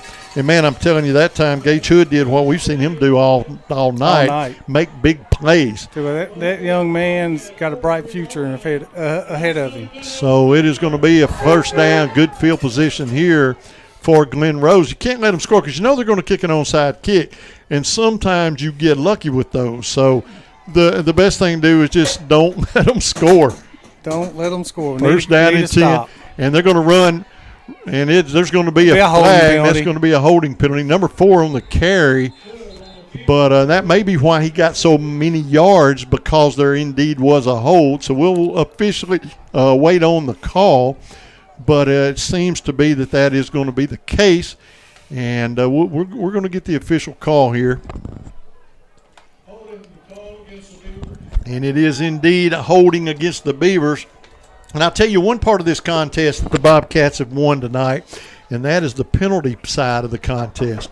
We have done well, and Glen Rose has had some penalties tonight. Yeah. Folks, you want to stick around. 3 minutes, 31 seconds left to go in the fourth quarter. Cats on top by 2 touchdowns, 27-13. And Glen Rose has a first down and long after that holding penalty. Empty set for the quarterback, and we're going to see Hood go to work. And he is going to drop back, looking to throw, flushed out of the pocket. Now he has all day to run, but that door is going to close, and he is going to be forced out of bounds near midfield. They're going to say he got the 49 of the Bobcats. Stops the clock with 3:25. But we are going to see Hood go to work right here and see what kind of a quarterback we already know what kind of quarterback he is, but we're going to see what he can do here in these last 3.5 minutes of this football game. Gage Hood looks to the sideline, gets the call, brings his team to set just across midfield, 49-yard line of the Bobcats, takes a snap with an empty set, drops back looking to throw, and it is going to be complete, and he is going to be forced out of bounds at the 35-yard line. So he's going to be real close to a first down. Bad thing about it is stop the clock with 3:17. So it is going to be a 3rd down and 2 now for the Beavers. 3rd down and 2. And, there's just a feeling in this football game that anything could still happen in these next 3 minutes. And we know it can. Quarterback drops back. There's a hold. And they're not going. They did not call it. They're not going to call them. They were holding all night. They're going to get the first down. And they're just – I don't understand that, but that is what it is. And that's going to move the chains. And we are down to the 3-minute mark in the fourth quarter. My bad. It is first down and 10. Gage Hood puts one man into motion, takes the snap, drops back looking to throw. It is complete over the far sideline. Hold him, and he's going to get out of bounds. Looks like. We'll see. And it is going to be complete. And it will stop the clock with 2:48, a gain of 5, 2nd down and 5. So, right now the Beavers just marching the ball down the field. Now, we've seen them get inside the red zone a couple of times tonight, and the Bobcats put a stop to it. Yes. And we'll see if that's going to happen here as they near the red zone. They're back at the 24 with a 2nd down and 5, empty set. And Tim quarterback Martin. And now he's going to be flushed again, yeah. but that really doesn't mean a lot to him. But, boy, he's going to get hit. That's interception. Now, that was huge. Go block. Get a block. There is no flags on the play. The quarterback held the ball too long, and number 19 for the Bobcats may have sealed the deal here. Yeah. That's Jordan Kinney. Yeah, he made a seal the deal. Look like the Cats about to move on. Wow. 2:33. Hey, it's not by how you start. It's how you finish. It's how you finish, man. Yeah, regular season means nothing. Absolutely. When you get to the playoffs. So after Kenny moves the ball up to the 48-yard line, the Dumas Bobcats are going to have a first down and 10 with 2 minutes, 33 seconds left, and they hold a 2-touchdown, 27-13 lead. And we talked about it. We've seen tonight that Glen Rose didn't play as well inside the red zone. When they got down around the 20, they just weren't as effective. That ball was tipped and picked, and it is a first down and 10 for the Cats. We're going to see Walker bring everybody in tight. They're going to run the football, going to hand off to number 3 over right tackle. He's going to break a tackle across midfield and hauls the ball down near the 48-yard line, and Glen Rose is going to have to call a timeout with 2:26. So that's a gain of 5 on first down, second down and 5 for the Cats. And Glen Rose is going to jump on a quick timeout. 27-13 in favor of the Cats. A couple of first downs here, Coach, this ball game will be over. So the Bobcats are feeling it. I know you're feeling it at home, folks. And we're about to road trip, man. We got to get the next 2.5 minutes underway. Look like we might be heading to Mansfield. Because they're up. So you go to Fort Ice and you go to Fort Smith and you're still not there. Hey, take a left, drive another 25 minutes. Whatever we have to do, we'll saddle up and ride it as far as we can ride it, guys. 2:26 left to go. The Cats are on the verge of moving on to the third round. And I might have lost my bus driving job because I wasn't able to bring the team over today because of some personal things I had to take care of. And Coach Good might want to drive that bus next week. There you go. That's right. Quarterback's going to hand off to number 3, and he's going to get down across the 45, about a yard short. They're going to mark him at the 45, so he's going to be a couple of yards short of a first down, and Glen Rose is going to call, I believe that's their third and final timeout. You may have one more, but they're going to call a timeout, stops the clock. The ball's actually at the 34, and it's going to be third down and 2 for the Bobcats after the Glen Rose timeout. So I just happened to look down and saw a cheerleader wreck. Fell off a little pile there. Everybody seems to be okay on the sidelines. 2:21 left to go in the fourth quarter. Can't say in this football game just yet, but, boy, we are getting close. We need a couple of first downs, and you got to get one right here. You've got third down and a yard, maybe 2. Third down and 2 is what we'll call it, with 2:21, leading 27-13 as the Cats come to the line one more time. Raylan Spratt still in the football game, and he looks like he is wore out. He has played some football tonight. Walker takes a snap, hands off out of the backfield, a little dive play, and he is not going to get the first down. He's going to be about a yard short. It's going to be fourth down, and the clock runs. We're going to get down well inside the 2-minute mark before the Bobcats have to make a decision as to what to do with this football. I tell you what I would do. I'd run that fourth down play and just see what we can do with this clock. Well, I know we've got a chart over there. What would he run on fourth and short? And that's what we need to run to get that first down. I don't see Spratt getting in any kind of punt formation. I see the clock running. You're going to have to hurry up. You're not going to get the snap off if you don't come to the line, come to set, and you're not going to get this snap off. And quarterback takes a snap. He does get it off. He hands off to number 11. And he gets the first down. Wow. How about that, man? The Cats. Hey, man, it's a Bobcat kind of night. He snapped that ball with 1 second left on man. Yep, you're right. It's just a Bobcat kind of night. I got a word for you, gentlemen. Bobcat-tastic. Yeah. Bobcat-tastic. I like it. Hey, that's got to be coined, Coach. We got to coin Bobcat-tastic. You'll see that on my Facebook post. Compliments of Coach McGraw, Bobcats-tastic. And we are in the victory formation, folks. And number 7, the quarterback, is going to take a knee and it's going to be second down and about 12, but nobody on the Dumas sideline really cares because we're going to win this football game. It is 27-13. We're inside 1 minute, and we are road tripping big time next Friday night. Folks, we'll talk about it in the post-game show. And look at the crowd over on Dumas' side, man. Man, the Dumas crowd is happy. This is big. Man, this is huge for Dumas, man.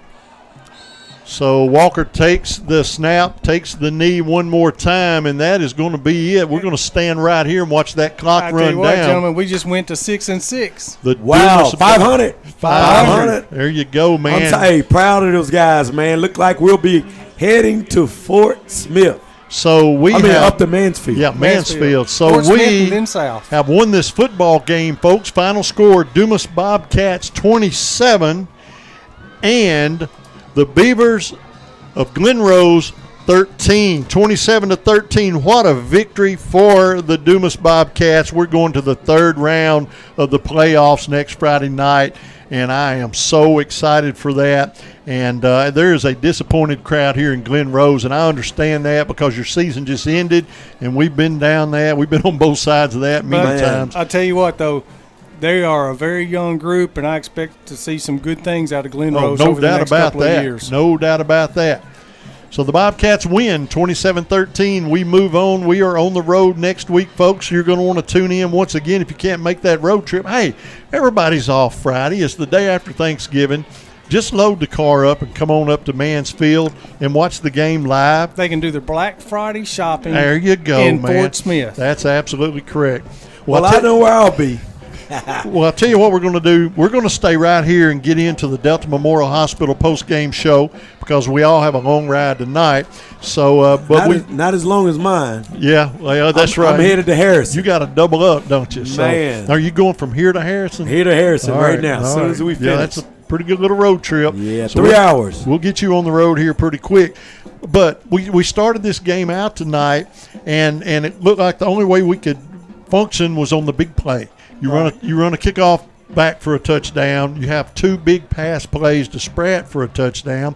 But then the Bobcat offense, to me, settled in, especially in the third quarter. They owned that quarter, but they started changing their play. Now, they did have some big plays, but they started running the ball well. We saw the Bobcats run the ball very well here in the second half. And so I think that was indicative of a team that was ready for this football game. And they did what they had to do early, but then they settled in and started playing some big-time football. So a big game played here in this stadium tonight and a big win for the Dumas Bobcats. And my camera just wrecked out, and I do apologize for that, but we'll unwreck it real quick. So a big win here tonight in Glen Rose for the Dumas Bobcats, and we will be traveling next Friday up to Mansfield, and that is over around the Fort Smith area. So, but we'll have details about it and all that, and we'll talk about it on Facebook. But we'll tune in. We'll still be on the air next week, same time, same channels, 106.9 and our YouTube channel. But man, what a game here tonight, fellas, and what a fun way to travel to a new school. And what a fun way to win the second game of postseason play. Man, it was a good game. The Bobcats dominated the second half. And what a win for them. Congratulations. Proud of all of them. And, fellas, I know you have to get on the road. Y'all both have places to be. And but once again, final score, the Bobcats 27 and the Glen Rose Beavers 13. Anything you want to throw in there, guys, before we bail? The good thing about me and McGraw, get on the road, but we don't have to go to work for a week. So we'll be fine. Well, I don't know when I go back to work. I'm not sure, but it'll be a few days, so I'm good tomorrow too. But like I said, I hope everybody has a happy Thanksgiving. Have lots of turkey. A good week. Yeah, eat plenty of turkey, then sit around, watch football, and just be miserable. That's a good thing. Be with your family. And I want to say a big hi. We had some viewers tonight from New York City. Well, my brother-in-law and sister-in-law from Waxahachie, Texas. There you go, Waxahachie, Texas. My grandson Tatum was watching. There you go. Awesome. That's a big one right there. Yep. My daughter and some of her friends are in New York City, and they watch from there tonight. My daughter and her friend are in Monroe, Louisiana, watching. So tonight. out of state, man, you got to love it. We'll get a lot of people And we like to know if you're from out of state. Let us know how far away you are. Once again, the final score here, Dumas Bobcats 27, the Glen Rose Beavers 13. Cats advanced to the third round. And we'll give you details on Facebook, but we know we're going to Mansfield. And that's going to be a tough game for the Cats. You keep earning it. Now it gets deeper and deeper, and it gets tougher and tougher. But we'll see what the Cats have for next week. Have a great week, folks. Great football game. Coach Harris, Coach McGraw, Bub, and Brock upstairs. And, man, I'm Rick Helton, and I am so happy to be a Bobcat fan. And until next Friday night, go Bobcats.